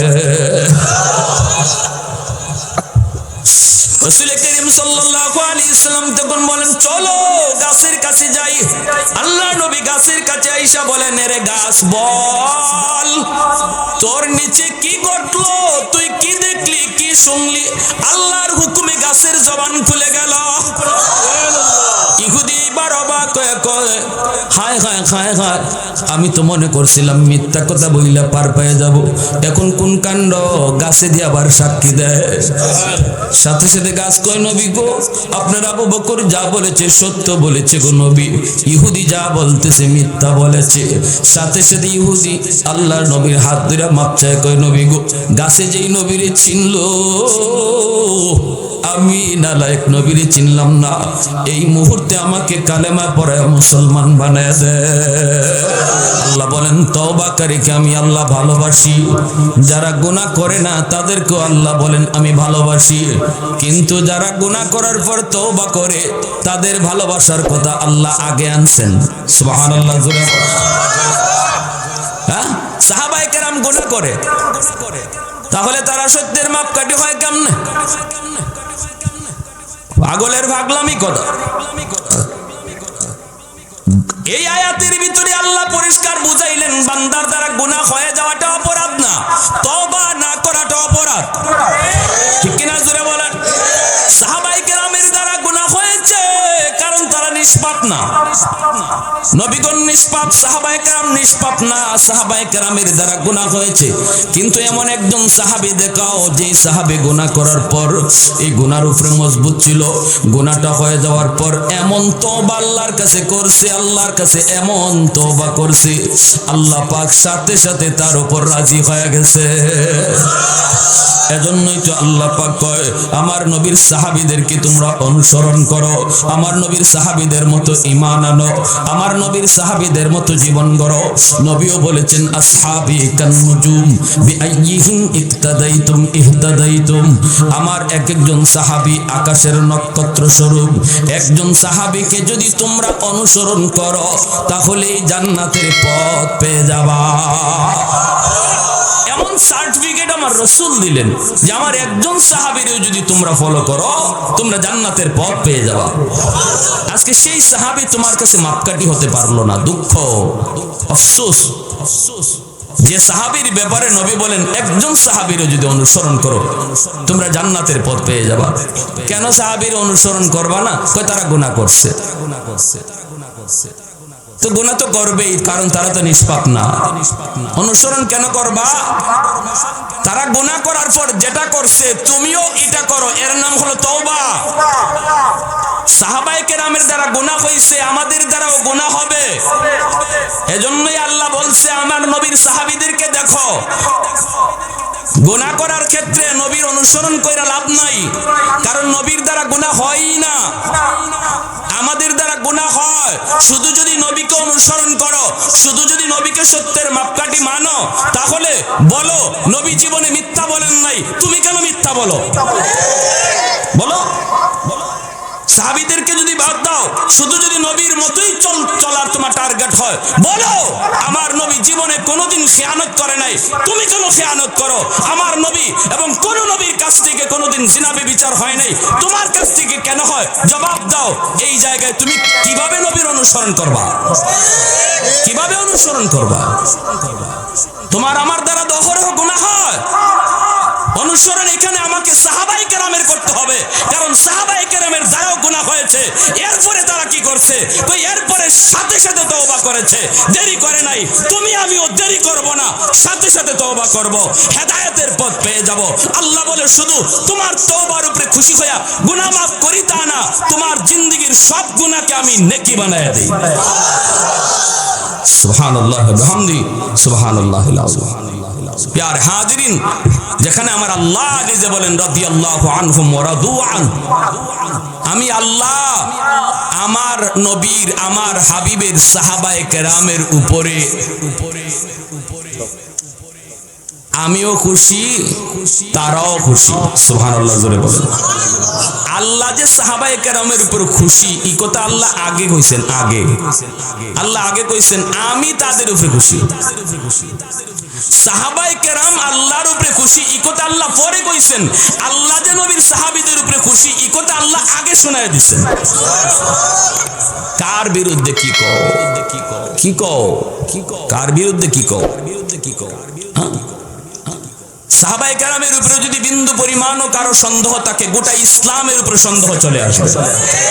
কারণ ইসলাম আমরা নবীর সাহাবায়ে কেরামের মাধ্যমে পাইছি, ঠিক কি না? নবীর সাহাবায়ে কেরামের মাধ্যমে ইসলাম পাইছি। সাহাবায়ে কেরামের উপরে যদি তোমার বিন্দু পরিমাণ সন্দেহ থাকে, গোটা ইসলামের উপরে তোমার সন্দেহ ঢুকবে। তাহলে এটা একটা কঠিন চক্রান্ত, বহুত বড় ষড়যন্ত্র ইসলামের উপরে, অত্যন্ত সূক্ষ্মভাবে। যারা এই কথা বলে বুজ্জা বলে না, না বুজ্জা বলে, সাহাবায়ে কেরামের সমালোচনা এরা বুজ্জা করে না, না বুজ্জা করে, আমার বুঝে আসে না। যদি বুজ্জা করে তাহলে আমার মনে হয় এটা ইহুদিদের বহুত বড় একটা চাল, ইসলামের ভিতরে বহুত বড় একটা ষড়যন্ত্র। আর যদি না বুজ্জা করে, আমরা অনুরোধ করব বুঝো, তোমাদের ভিতরে যারা আলেম আছে ভালো, তাদেরকে নিয়ে বসো, বৈশ্য বিষয়ের সমাধান করো, সমাধান করো। না বুঝলে বুঝো, আর বুজ্জা করলে দূর থাকো। তোমাদের সাথে আমরাও মিশতে চাই না, তোমরা আমাদের কাছে আসতে চেষ্টা করো না। বুজ্জা যদি এমনটা করো, না বুজ্জা করলে আল্লাহর কাছে দোয়া করি, আল্লাহর কাছে হেদায়েতের দোয়া করি, নিজেরা বৈশা বোঝার চেষ্টা করো। প্যারে হাজিরিন, এজন্য বলি আল্লাহ রাব্বুল আলামিন কেমন কথা কইছেন। হযরত ওমর ফারুক রাদিয়াল্লাহু তাআলা আনহু আর হযরত আবু বকর সিদ্দিক রাদিয়াল্লাহু তাআলা আনহু দুজন একত্রিত। সিদ্দিক আকবর বলতেছেন, ভাই ওমর, আমি আবু বকরের মন বলে তোমার জিন্দেগীর গুনাহ, তোমার জিন্দেগীর নেকি আমি আবু বকরের চেয়ে অনেক বেশি। কে বলেন? সিদ্দিক আকবর, উম্মতের ভিতরে যার মর্যাদা, যার মাকাম সবচেয়ে উপরে, তিনি হযরত ওমর রাদিয়াল্লাহু তাআলা আনহুকে বলতেছেন, ভাই ওমর, আমার মন বলে তোমার নেকি আমার থেকে বেশি। হযরত ওমর বলেন, এটা কোন যুক্তিতে? আপনি হলেন উম্মতের সবচেয়ে শ্রেষ্ঠ, নবীর পরে আপনার মর্যাদা, আর উম্মতের ভিতরে সবার উপরে আপনার স্থান, সেখানে আমার নেকি আপনার চেয়ে বেশি কোন যুক্তিতে? সিদ্দিক আকবর বলেন, ভাই ওমর, কোন যুক্তি নাই, তবে কোরআনের আয়াতের দলিল আছে। কোন কি আপনি দলিল? কোরআনের আয়াতে, কোরআন আল্লাহ আমি ওমরের নেকির কথা কই কইল? ওমর, আল্লাহ তোমার নাম নিয়ে বলে নাই, কিন্তু আল্লাহ পাক পবিত্র কোরআনের সূরা ফুরকানের ভিতরে আল্লাহ বলে দিয়েছে, আমার যেই বান্দা তওবা করবে, ঈমান আনবে, নেক আমল করবে, তার পিছনের গুনাহ যেই পরিমাণ হয়ে যায় সেই পরিমাণ নেকি।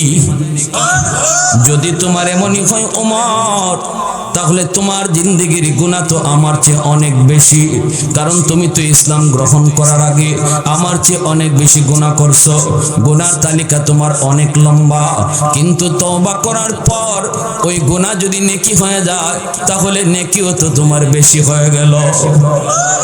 সুবহানাল্লাহ জোরে কইবেন না? আর একটু জোরে কোন না সুবহানাল্লাহ। আল্লাহু আকবার। দেখছেন কি দলিল? হযরত ওমর অবাক হয়ে গেলেন এই কথা শুনে। তিনি বলতেছেন, হক কথাটা তো এমনই মনে হয়, আল্লাহ পাকের ভাষা তো এমনই, কিন্তু ভাই ওমর, ভাই আবু বকর, আমার এত নেকি লাগবে না, আমি আমার জিন্দেগীর সব নেকি তোমাকে দিয়া দিব, বিনিময়ে তুমি তোমার জিন্দেগীর এক রাতের নেকি আমাকে দিবানি। জোরে কন্যা সুবহানাল্লাহ। আমি ওমর আমার জিন্দেগীর সব নেকি তোমাকে দিয়া দিব, বিনিময়ে আমাকে এক রাতের নেকি দিবানি, এক রাতের। সিদ্দিক আকবর বলেন, ভাই ওমর, কোন রাতের কথা তুমি বলো? সাথে সাথে হযরত ওমরের চোখ দিয়ে পানি ঝরে কান্না শুরু হয়ে গেল। কান্দেন আর বলেন, ভাই আবু বকর, সেই রাত হলো আমার মায়ার নবীর সাথে হিজরতের রাত।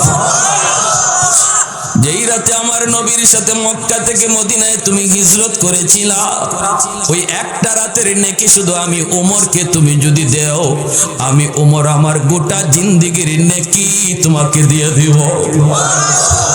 যেই রাতের জন্য তুমি 40টা রাত ঘুমাও নাই, আমার নবী কখন এসে আমাকে দরজার সামনে ডাক দেয়, এই চিন্তায় 40 রাত তুমি বিছানায় পিঠ লাগাও নাই। গভীর রাতে নবী তোমার দরজার সামনে যায় ডাক দিয়া বলতেছে, আবু বকর। আস্তে করে শুধু ডাক দিয়েছে ভাই আবু বকর, সাথে সাথে তুমি দরজা খুলে ফেলেছ। নবী তোমারে জিজ্ঞেস করেছে, আবু বকর এত আস্তে করে ডাক দিলাম, কেমন করে তুমি দরজা খুললা? তুমি কি তাহলে ঘুমাও নাই? সেদিন জবাবে বলেছিলেন, নবী গো 40 দিন আগে আপনি ইশারা দিয়েছিলেন আবু বকর যে কোনো এক রাত তোমাকে নিয়ে আমি হিজরত করব, প্রস্তুত থাকো। ওই দিন থেকে আমি আবু বকর আজও পর্যন্ত বিছানায় পিঠ লাগাই না। আমি ওই রাতের নেকিটা চাই রে ভাই আবু বকর, যেই রাতে আমার নবীকে নিয়ে তুমি গারে সুরের মধ্যে 3 রাত তোমরা অবস্থান করেছিলা।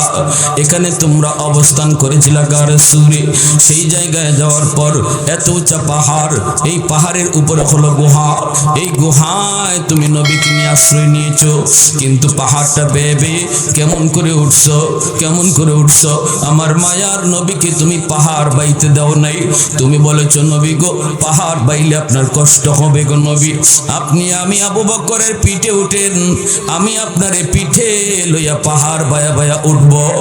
সেই দিন তুমি আমার রহমতের নবীকে পিঠের মধ্যে লইয়া নিজে পাহাড়টা বায়া বায়া তুমি সেই গুহার কাছে গিয়া পৌঁছ।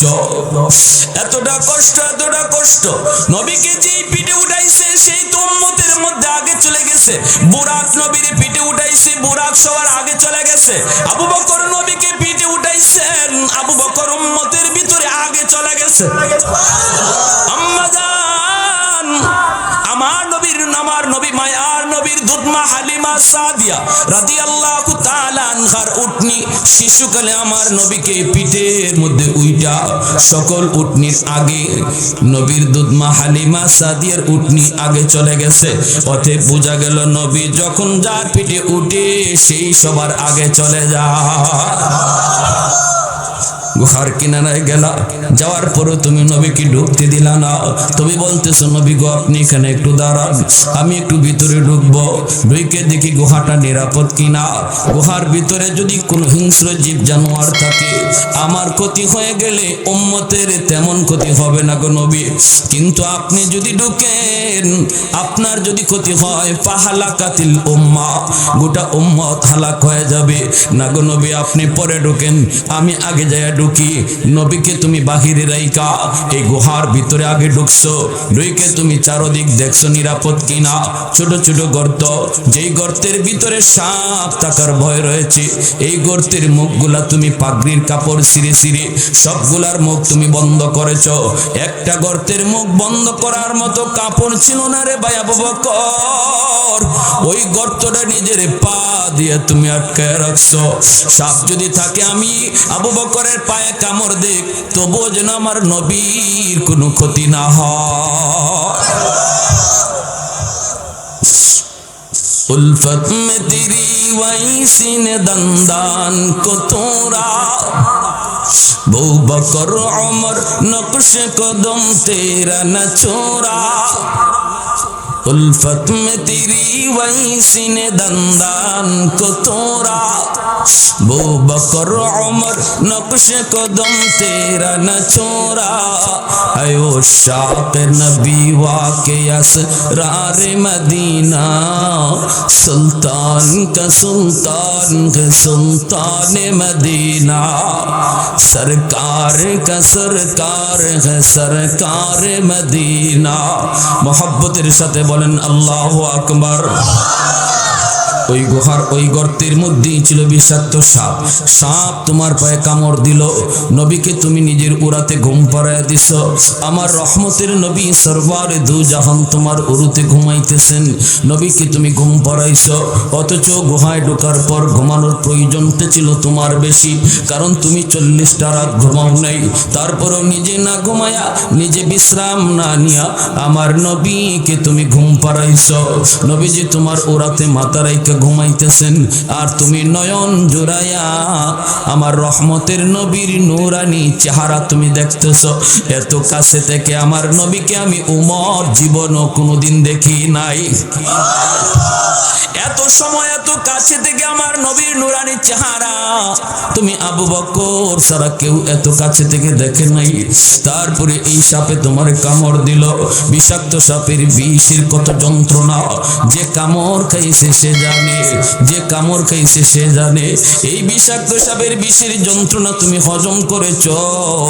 আহ ও শব্দটা মুখ দিয়ে বের করলা না, কারণ আওয়াজ করলে আমার নবীর ঘুম ভেঙে যাবে। বডিটা তুমি নাড়াচাড়া করো না, বডিটা একটু নাড়াচাড়া করলে পর আমার নবীর ঘুম ভাঙবে। দাঁতে দাঁতে কামড় খায়া তুমি সাপের বিষের যন্ত্রণা হজম করেছ। এক ফোঁটা চোখের পানি নবীর গাল মোবারকে পড়ে গেল, সাথে সাথে নবীর ঘুম ভেঙে গেল। নবী বলতেছে, আবু বকর কাঁদো কেন? নবী গো, আমার পায়ে সাপে কামড় মারছে। নবী গো, আবু বকর আমি নবীর ডাক দিলা না কেন? না গো নবী, আপনার ঘুম ভাঙলে কষ্ট হয়, এজন্য আমি আপনারে ডাক দেই নাই। আল্লাহর নবী সাথে সাথে লব মোবারক হাতে নিয়া এই জায়গায় লাগানো মাত্রই আমার আল্লাহ পাক নবীজির লবের মধ্যে কি পরিমাণ মেডিসিন রাখছেন, কি পরিমাণ অ্যান্টিবায়োটিক রাখছেন নবীর লব মোবারকে লাগানো মাত্রই বিষাক্ত সাপের বিষ পানি হয়ে গেল। আর একটু জোরে সুবহানাল্লাহ। এজন্যই হযরত ওমর বলতেছেন, ভাই আবু বকর আমি আমার জিন্দেগীর সব নেকি তোমাকে দিয়ে দিব, বিনিময়ে শুধু আমাকে ওই রাতের নেকিটা তুমি দিবানি। মোহাব্বতের সাথে একটু জিকির করি, লা ইলাহা ইল্লাল্লাহ।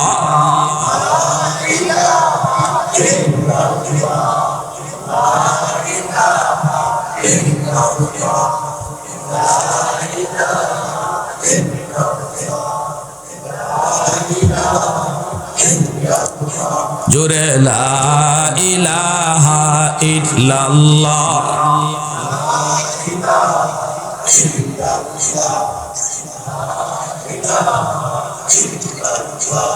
লা ইলাহা ইল্লাল্লাহু মুহাম্মাদুর রাসূলুল্লাহ। জোরে বলেন সাল্লাল্লাহু আলাইহি ওয়াসাল্লাম। সাহাবায়ে কেরাম রাদিয়াল্লাহু তাআলা আনহুম এইবার তারা নেকি বদলা বদলি করলেন কি করলেন না শুনবার ইচ্ছা কার কার আছে হাত উঠে একটু দেখান। আল্লাহ তুমি কবুল করো, জোরে বলেন আমিন। সাহাবায়ে কেরামের ভিতরে প্রতিযোগিতা ছিল, নেক আমলের প্রতিযোগিতা ছিল, আখিরাতের লাইনের। তাদের ভিতরে দুনিয়া নিয়ে কোনো প্রতিযোগিতা ছিল না।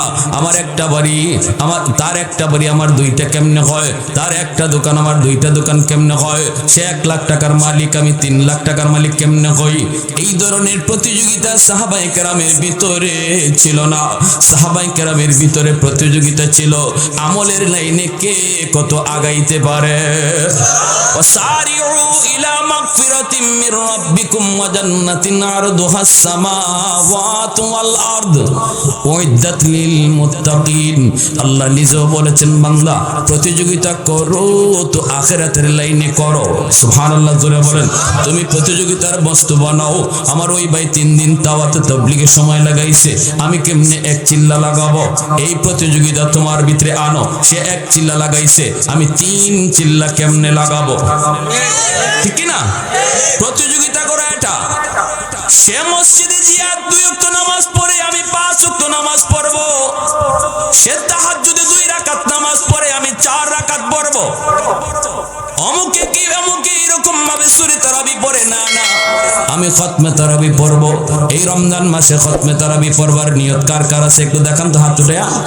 খতমে তারাবি আল্লাহ প্রতিটা হাত কবুল করো, জোরে বলো আমিন। প্রতিযোগিতা নবী শিখায়া গেছেন, সাহাবায়ে কেরামকে নবী শিখায়া গেছেন, আমলের প্রতিযোগিতা করো, আখিরাতের প্রতিযোগিতা করো, দুনিয়ার প্রতিযোগিতা কইরো না। এজন্যই তো আম্মা জান খাদিজাতুল কুবরা রাদিয়াল্লাহু তাআলা আনহা মক্কার ধনী মহিলা নবীর দরজার সামনে যখন হাজির, নবীজির চাচা আবু তালিবের দরজার সামনে হাজির। আবু তালিব ডাক দিয়ে কয়, খাদিজা তুমি মক্কার এত বড় একজন ধনী মহিলা, আমার দরজার সামনে তুমি দাঁড়ায় কি করো? খাদিজা বলেন, আমি আপনার কাছে ভিক্ষা চাই। নবীজির চাচা আবু তালিব কোন, আপনি আমার কাছে ভিক্ষা চান, আমি আপনারে কি ভিক্ষা দিব? আপনি তো মক্কার মানুষকে সাহায্য করেন, সবাই তো আপনার কাছ থেকেই সাহায্য নেই, আমি আপনারে কে সাহায্য করব? আমার কাছে তোমাকে দেওয়ার মতো কি আছে? আম্মা জান খাদিজাতুল কুবরা রাদিয়াল্লাহু তাআলা আনহা বলে, চাচা গো আপনার কাছে দেওয়ার মতো আছে, সেটা হলো আপনার ভাতিজা মুহাম্মদ। আপনার ভাতিজা মুহাম্মদের সাথে আমাকে বিয়ে পড়ায়া দেন,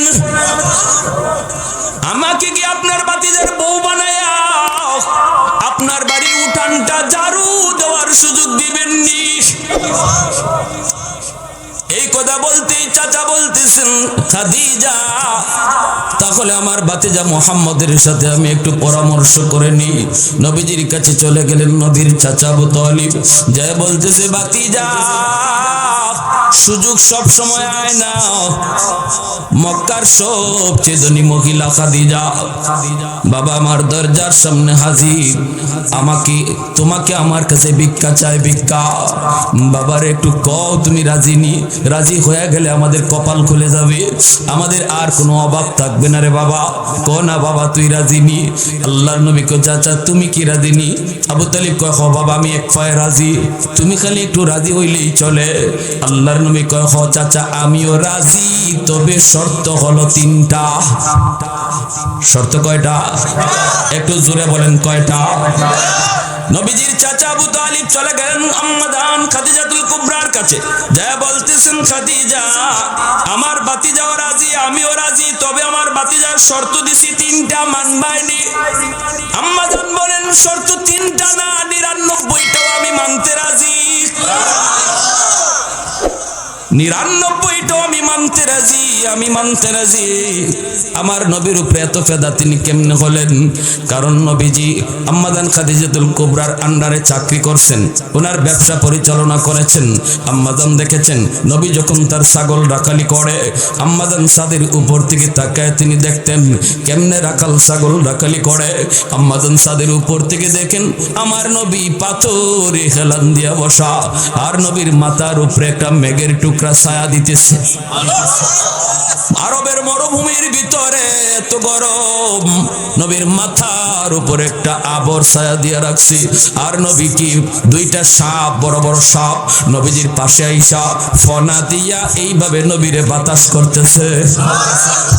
আম্মা জান তাকায়া দেখছেন, কুয়ার কাছে গেছেন নবীজি ছাগলগুলিরে পানি পান করানোর জন্য, কুয়ার মধ্যে বালতি ফালায়া পানি আইনা মানুষ ছাগলকে পানি পান করায়, কিন্তু আম্মা জান ছাদ থেকে তাকায় দেখেন রাখাল, আমার রাখাল যখন এই কুয়ার কিনারায় গেল, কুয়ার পানি অটোমেটিক উপরে উঠে গেল, বালতি ফালাইতে হয় নাই, আর ছাগলগুলি যাইয়া পানি পান করে ভদ্র মানুষের মতো বসা।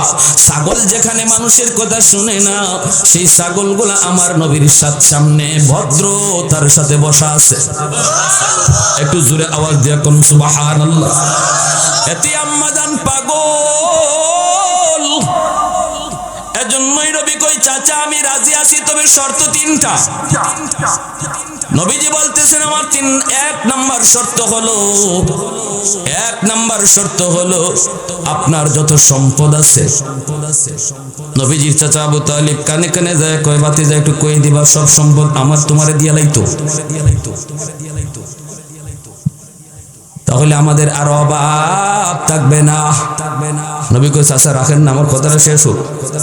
নবী কইতেছেন আপনার যত সম্পদ, সব সম্পদ মক্কার গরিব মানুষদের ভিতরে বিলায়া দিতে হবে। সুবহানাল্লাহ, জোরে কন্যা।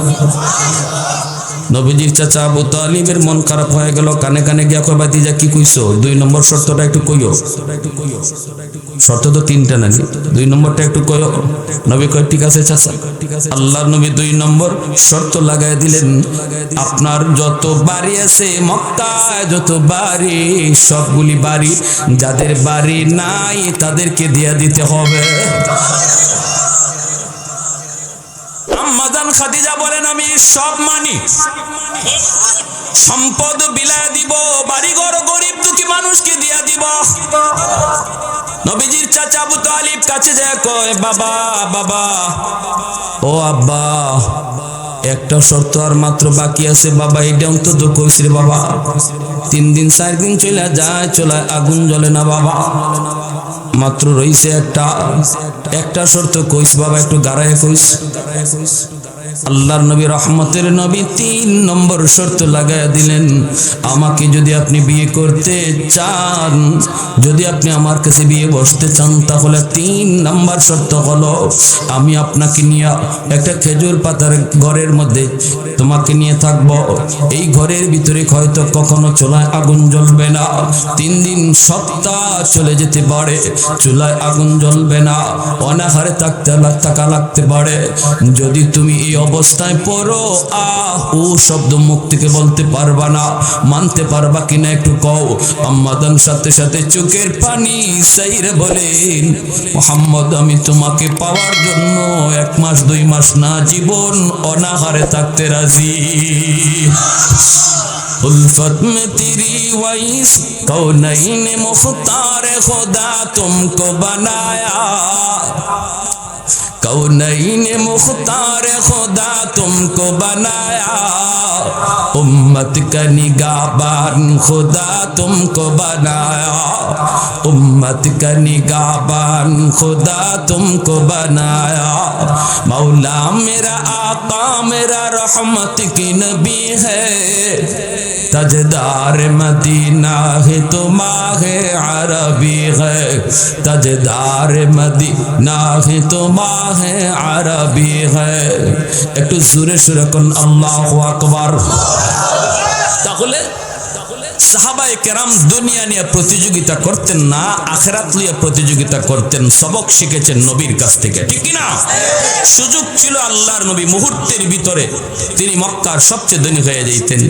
মক্কার মানুষরা কয় খাদিজা তুমি অত সুন্দরী, তুমি এত ধনী, তুমি মুহাম্মদরে কেমনে বিয়া করলা, তোমার সাথে কি মুহাম্মদের মিল খায়নি? তখন আম্মাজান বলতেছেন আচ্ছা আমার স্বামীর সাথে আমার মিল খায় না, তো আচ্ছা ঠিক আছে একটু কও তো দেখি আমার স্বামীর কোন জিনিসটা নাই। তার চরিত্র, কন্যা চরিত্র খুব ভালো, দেখতে কন্যা দেখতে তো আলহামদুলিল্লাহ, এমন কয়জন আছে? তারপরে হ্যাঁ তার বংশ, কন্যা তাও ভালো, মক্কার সবচেয়ে দামি বংশ। কত নাই কি কই পয়সা নাই? আম্মাজান কইতেন নাও পয়সা যখন নাই কও, আমার যত পয়সা আছে যত সম্পদ আছে সব আমি আমার স্বামীরে দিয়া দিলাম, আমার স্বামী যারে খুশি তারে দান করবে। এবার কও আমার স্বামী কেমন? সুবহানাল্লাহ ওয়া বিহামদিহি সুবহানাল্লাহ। আল্লাহ রাসূল আম্মাজানের এত সম্পদ, মক্কায় এমন কোন মানুষ নাই যে আম্মাজান খাদিজাতুল কুবরা রাদিয়াল্লাহু তাআলা আনহার কাছ থেকে কোনো সাহায্য পায় নাই। এমন পৃথিবীতে 3 জন সুন্দরী নারী ছিলেন, এর ভিতরে একজন আম্মাজান খাদিজাতুল কুবরা রাদিয়াল্লাহু তাআলা আনহা। পৃথিবীতে বিশ্ব সুন্দরী 3 জন, এর ভিতরে একজন আম্মাজান খাদিজাতুল কুবরা রাদিয়াল্লাহু তাআলা আনহা, যাকে বিয়ে করার জন্য 2টা স্বামী মারা গেছে আগে, এরপরে বয়স হয়ে গেছে 40-এর উপরে, তারপরও মক্কার বড় বড় ধনীর ছেলেরা, ধনীর লোকরা তারা লাইন ধরা বিয়ে করার জন্য। তিনি বলেন আমি আর বিয়ে করব না, সিদ্ধান্ত নিয়েছিলেন বিয়ে করবেন না, কিন্তু আমার নবীকে দেখার পর আর আমার নবীর এই মুজিজা দেখার পর, নবীর চরিত্র দেখার পর, নিজের চোখে দেখার পর আল্লাহর নবীর উপরে তিনি মস্ত হয়ে গেলেন, আশিক হয়ে গেলেন। আল্লাহু তাআলা বলেন ভাই ওমর ওই রাতে আমার কি পরিমাণ নেকি হয়েছে আমি জানি না, বদলা বদলি যে করব আমার কি পরিমাণ নেকি আছে এটা তো আগে আমার বুঝতে হবে, ঠিক কিনা? রাসূল করিম সাল্লাল্লাহু আলাইহি ওয়াসাল্লাম তিনি বলেন জানোনি প্রতিদিন জমিন আল্লাহর কাছে আবদার করে মালিক অনুমতি দাও, অনুমতি দাও। এই যে আজমেরীগঞ্জের জমিনও আবদার করে আলা কুল্লা ইয়াউমিন ওয়াল আরদা ইস্তাজিলু রাব্বাহু ওয়াল মালাইকাতু ইস্তাজিলু রাব্বাহু। জমিনে কয় আবদালু ইবনা আদম ফি কারি, আল্লাহ অনুমতি দাও নাফরমানগুলিকে আমি গিলে ফেলি, সুদখোরকে আমি জমিন গিলে ফেলি, বেরোজগারকে আমি জমিন গিলে ফেলি। আল্লাহ দেখো না রোজার মাসটা কেমনে ঘর থেকে খাইয়া বাইরেছি, মানুষে তারে বুঝে না, কিন্তু আমি জমিন তো জানি সে কত বড় নাফরমান। আমি জমিন আর তার পায়ের বোঝা কত নিব গো আল্লাহ, কত আর আমি তার পায়ের বোঝা নিব। অনুমতি দাও, অনুমতি দাও, এই নাফরমানকে আমি জমিন গিলে ফেলি। আল্লাহ পাক রব্বুল আলামিন তখন বলে, রে জমিন থাম, এরে জমিন ভালো করে শুন, আমি আমার বান্দা বান্দির গুনাহ সম্পর্কে ভালো করে জানি। আমার বান্দারা এই জমিনের ভিতরে কত গুনাহ করে, কত অন্যায় করে, কত অত্যাচার করে, কত জুলুম করে, আমি সব দেখি, সব জানি। এরপরও আমি কেন ধরি না জানুনি? কারণ এই মানুষকে আমি আল্লাহ আমার নিজের হাত দিয়া বানাইছি। আসমান আল্লাহ বানাইছেন কুন ফায়াকুন বইলা, জমিন আল্লাহ বানাইছেন কুন ফায়াকুন বইলা, ফেরেশতা আল্লাহ বানাইছেন কুন ফায়াকুন বইলা। ফেরেশতা বানাইতো আল্লাহ হাত লাগায় নাই, জমিন বানাইতো আল্লাহ হাত লাগায় নাই, আসমান বানাইতো আল্লাহ হাত লাগায় নাই। কিন্তু আল্লাহ বলে, খালাকতু বিয়াদাইয়া, এই মানুষ বানাইতে আমি আল্লাহ আমার নিজের হাত লাগাইছি। কারণ এই মানুষ এই কপাল দিয়ে আমার কদমে সেজদা দিবে। হয়তো আজকে সেজদা দেয় না, কালকে সেজদা দিবে, ফজর পড়ছে না, জোহর আইসে সেজদা দিবে, জোহর পড়ে না, আসরে আইসা হয়তো সেজদা দিবে। আল্লাহ কয় এখনো বুঝে না, হয়তো কোন মাহফিলে গিয়া কোন একজন আল্লাহর ওলির কথা শুই না, কখন জানি আমার বান্দা চোখের পানি ঝরায়া আমি আল্লাহর কাছে তওবা করে ফেলে, তখনই তো আমি তার উপর এমন খুশি হই, গুনাহ যদি সাগর পরিমাণ হয়, সাগর পরিমাণ নেকি আমি বানায় দে। এ ভাইরা বন্ধুরা, হযরত ওমর বলতেছেন, ভাই আবু বকর রাজি নি। আবু বকর কই, চলো আমরা নবীর কাছে যাই, যাই আল্লাহ নবীকে জিজ্ঞেস করি, নবী গো ওই রাতে আমার কি পরিমাণ নেকি হয়েছে? আল্লাহ নবী কই, কেন? কই ওমরের আমার সাথে তার জীবনের নেকি বদলা বদলি করতে চায় গো নবী। ওমর তার জিন্দেগির সব নেকি আমাকে দিতে চায়। ওমরের জীবনের নেকি কি পরিমাণ? রাসূল কয়, ও আয়েশা, আকাশে নক্ষত্রগুলা দেখতেছো নি? তারা তুমি দেখো নি? আম্মাদান কয়, হ গো নবী দেখতেছি তো।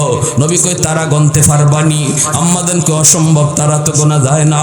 রাসূল কয়, আমার একজন সাহাবী আছে যার নেকি তারার চেয়েও বেশি। আম্মাদান তখন কয়, নবী গো নাম কি? আম্মাজানের মনের ভিতরে ছিল আবু বকরের নামটাই তো নবী বলবে, কিন্তু নবী কয়, জানোনি সে হলো আমার ওমর ফারুক রাদিয়াল্লাহু আনহু। আম্মাদের মনটা একটু খারাপ, মনে করছেন বাবার নামটা রাসূল বলবেন।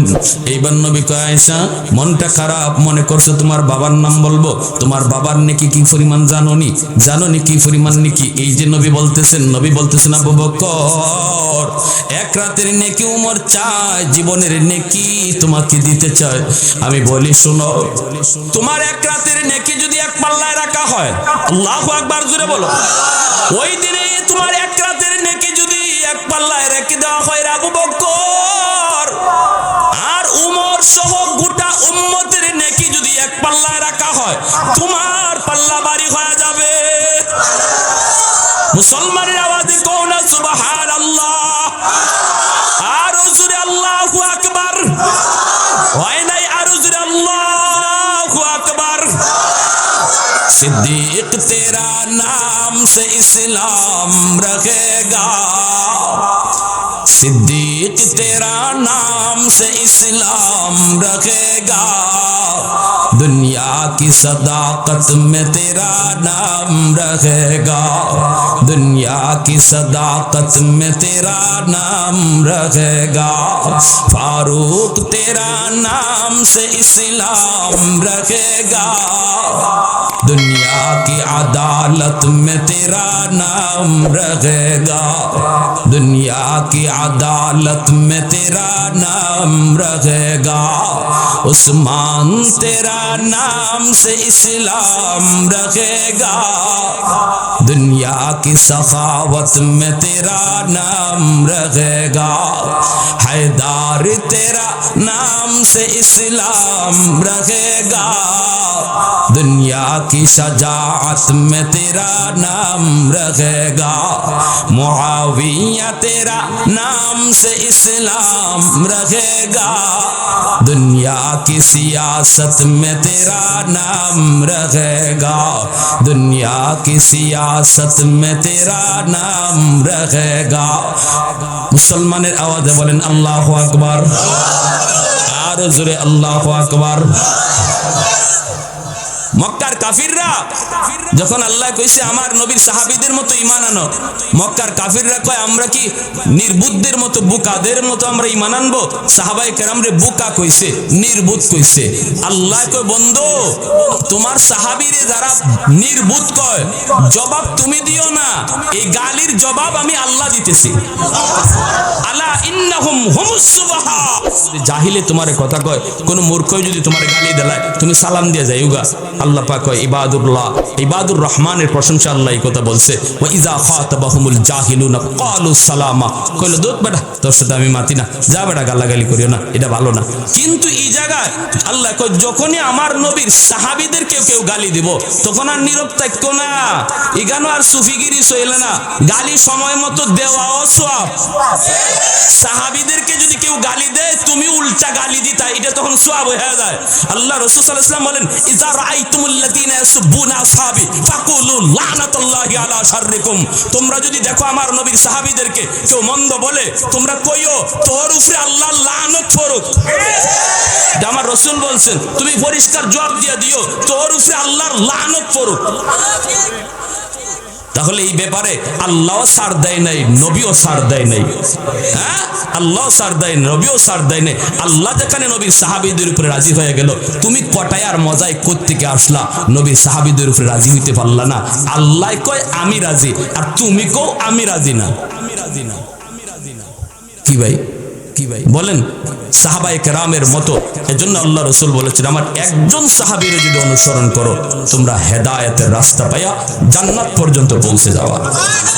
সাহাবায়ে কেরামের মতো জীবন গঠন করতে কারা কারা তৈয়ার আছেন? একটু হাত উঠায় দেখান। আল্লাহ কবুল করো। জোরে বলেন আমিন, আরো জোরে বলেন আমিন, আরো জোরে আমিন। প্যারে হাজিরিন, তারা ছিলেন নরমের জায়গায় নরম, গরমের জায়গায় সাহাবায়ে কেরাম নরমের জায়গায় নরম, গরমের জায়গায় আবু বকর সিদ্দিক গরম না নরম? আবু বকর সিদ্দিক হ্যাঁ নরম, নরম সাহাবী। আর হযরত উমর, ওরে আল্লাহ, এটা তো সবাই জানেন। হযরত উমর নরম না গরম?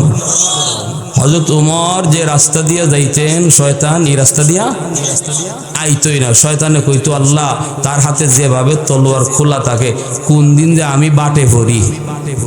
এজন্য যদি দেখে হে আজিমগঞ্জের রাস্তা দিয়ে হযরত উমর আয়, হে বান্নের সঙ্গে রাস্তায় যায় ইবলিসে। এজন্য আল্লাহ রাসূল সাল্লাল্লাহু আলাইহি ওয়াসাল্লাম একদিন নবী এক জায়গায় দাঁড়ায় রয়েছেন, নবীরে দেখেও মহিলা ঢোল বাজানি বন্ধ করে না। এক মহিলা ঢোল বাজায়, আল্লাহ রাসূল দাঁড়ায় রয়েছেন তাও ঢোলই বাজায়। কিন্তু যেই হযরত উমর আসতেছেন দেখেই সাথে সাথে ঢোল বাজানি বন্ধ। তো হযরত উমর আসছেন পরে আল্লাহ রাসূল মুস্কি হাসতেছেন। হযরত উমর বলেন ইয়া রাসূলুল্লাহ হাসেন কেন? নবী কই বেটির ভাষে হাসি। আমি নবী এতক্ষণ ধরে খাড়াই দিয়েছি এর খবরই নেই, হে ঢোল বাজায় ওই। আর যে তোমারে দেখছে আইতেছো সাথে সাথে হে ফেরেশতা। এজন্য আসি। হযরত উমর গরম হয়ে গেছেন। কি হযরত উমর মহিলারে কিছু কইবেন, তুই আমারে দেখিয়া বাজনা বাজানি বন্ধ করলি, অথচ আমার রাসূল দাঁড়ায় রয়েছে, তুই বাজনা বাজানি বন্ধ করলি না। হযরত উমর খালি এই কথাটা কইবেন, রাসূল কইবেন উমর খারাও, কিছু কইও না, মহিলার দোষ না। আল্লাহু আকবার জোরে কোন না। হযরত উমর বলে ইয়া রাসূলুল্লাহ মহিলার দোষ না মানে? বলে হ্যাঁ মহিলার দোষ না।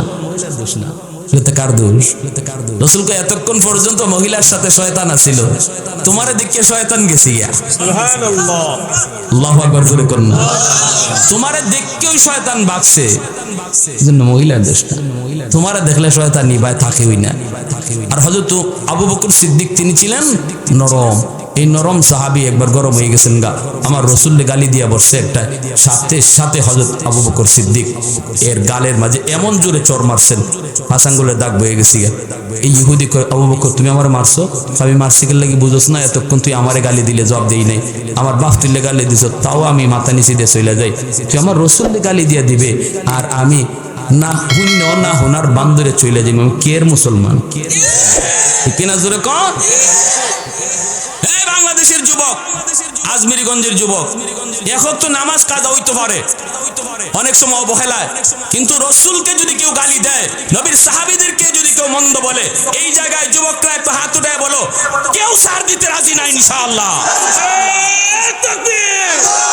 ইসলামী মহাসম্মেলন মুফতি নাসিরউদ্দিন আনসারী সাহেব, ভালো করে শুনবে, এটা আমাদের ঈমান। সাহাবায়ে কেরামের প্রতি মহব্বত, এটা মুসলমানের ঈমান। এখানে কোনো সার নাই, নবীর প্রতি মহব্বত ঈমান। আমার নবীকে অনুসরণ করব, নবীর সাহাবীদেরকে অনুসরণ করব।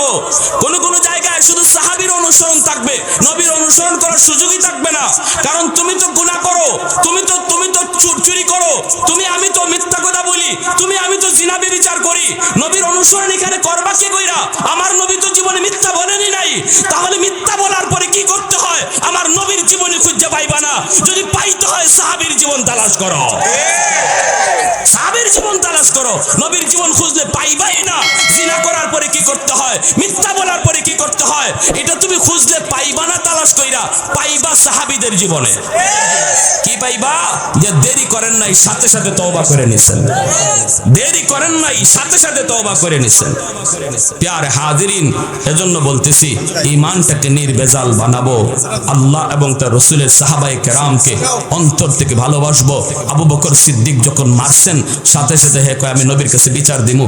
গেছে গেল রাসূলের কাছে, রাসূলের কাছে গিয়ে কইতেছে মুহাম্মদ তোমার আবু বকর আমারে মারছে। রাসূল কয় আবু বকরে মারছে? মনে হয় নামটা ভুল কইতেছো, উমর হইব উমর। কারণ উমরের এরকম অভ্যাস আছে পিটাপিটি করার। আমার আবু বকর তো এরকম না। খুঁজি না আপনার নরম সাহাবী গরম হইছে। আল্লাহ রাসূল কয় কেন? আমার আবু বকর তো সহজে গরম হয় না। তুমি করছো কিতা? কোনটা করছি না? দেখছেন নি কেমন ডাকাইতে ডাকাত। বেঈমান হল এরা বিপদে পড়লেই মিথ্যা কথা কয়, ঠিক না?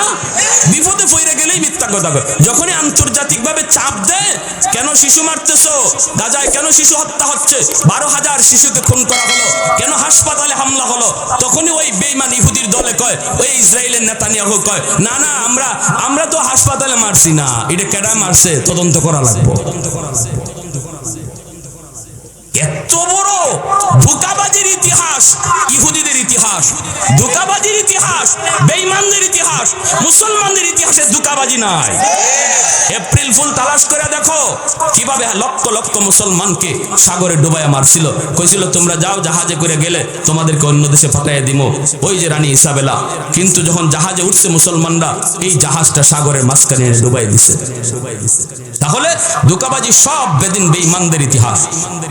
আবু বকর সিদ্দিক রাদিয়াল্লাহু তাআলা আনহু মারছেন, হে কইতেছে কয় হে বলে কোনটা কইছই না। তখন আল্লাহ রাসূল কয় কই মারছে? বলে গালো। আল্লাহ রাসূল দেখেন ও গালের মাঝে এখনো আঙ্গুলের দাগ আছে। বুঝেন সরটা কি জাত সর হইছে? কি বুঝেন? হ্যাঁ, নরম হাত যদি গরম হয় বুঝেন কেমন হয়। হুজুররা হাত তুলে না, হুজুররা মাঠে নামে না। হুজুররা যদি মাঠে নামে, কেন নামে? এমপি মন্ত্রী অওয়াল লাগে না, হুজুররা নামে আল্লাহ রাসূলের সম্মান রক্ষার জন্য। তখন এই নরম হাতের পিছনে একটা গরম হাত থাকে, সেই হাতটা কার? জোরে বলেন কার? আল্লাহর হাত থাকে। সাথে সাথে আবু বকর সিদ্দিক রাদিয়াল্লাহু তাআলা আনহুকে রাসূল ডাকলেন, ডেকে বলতেছেন আবু বকর তুমি বলে মারছো? সিদ্দিক বলেন ইয়া রাসূলুল্লাহ আমি মারছি। এসা কথা কোন যাব না না, আমরা হইলে কইতাম কোন হালায় কইছে, খারাপ রূপে মিশা কথা।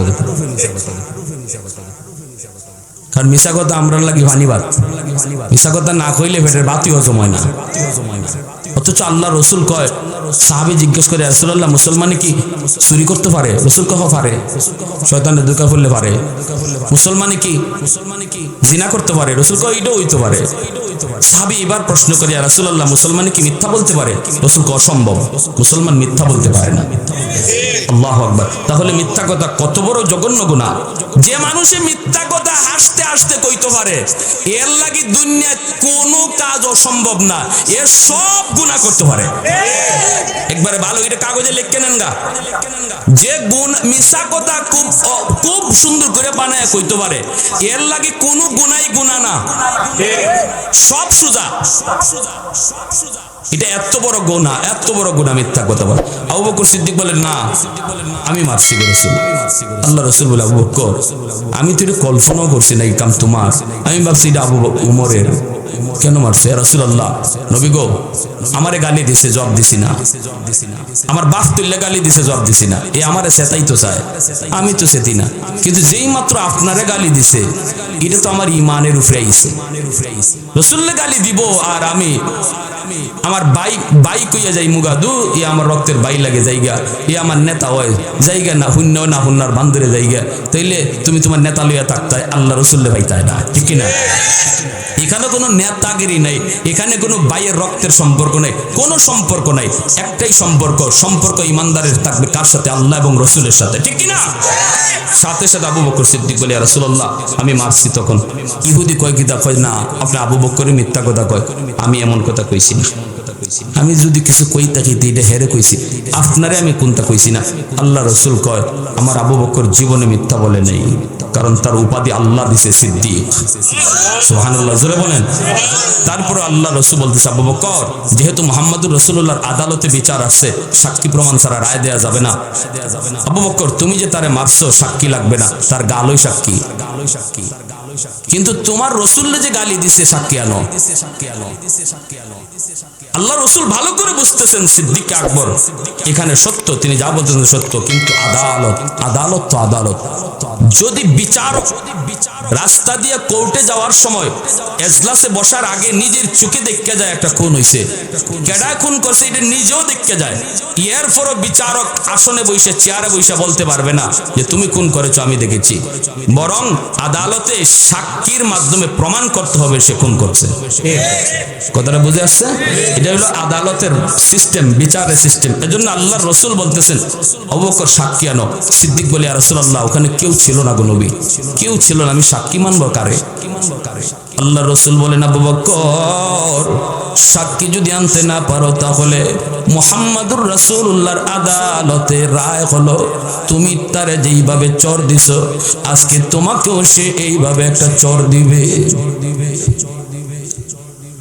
সিদ্দিক আকবর আল্লাহর কাছে হাত উঠায় কয় মালিক কেউ ছিল না, কেউ শুনে নাই, কিন্তু সব তো তুমি শুনছো গো আল্লাহ।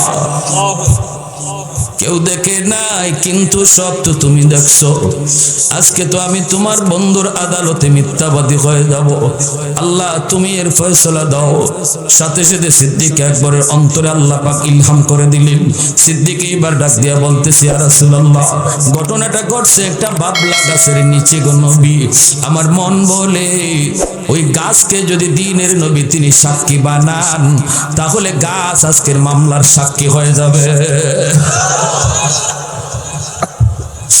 রাসূল করিম সাল্লাল্লাহু আলাইহি সাল্লাম তখন বলেন চলো গাছের কাছে যাই। আল্লাহ নবী গাছের কাছে আইসা বলেন এরে গাছ বল তোর নিচে কি ঘটলো, তুই কি দেখলি কি শুনলি? আল্লাহর হুকুমে গাছের জবান খুলে গেল। ইহুদি এবার অবাক হয়ে কয় হায় হায় হায় হায়, আমি তো মনে করছিলাম মিথ্যা কথা বইলা পার পেয়ে যাব, এখন কোন কাণ্ড গাছে দিয়ে আবার সাক্ষী দেয়। সাথে সাথে গাছ কয় নবী গো আপনার আবু বকর যা বলেছে সত্য বলেছে গো নবী, ইহুদি যা বলতেছে মিথ্যা বলেছে। সাথে সাথে ইহুদি আল্লাহর নবীর হাত ধরে মাপ চায় কয় নবী গো গাছে যেই নবীরে চিনলো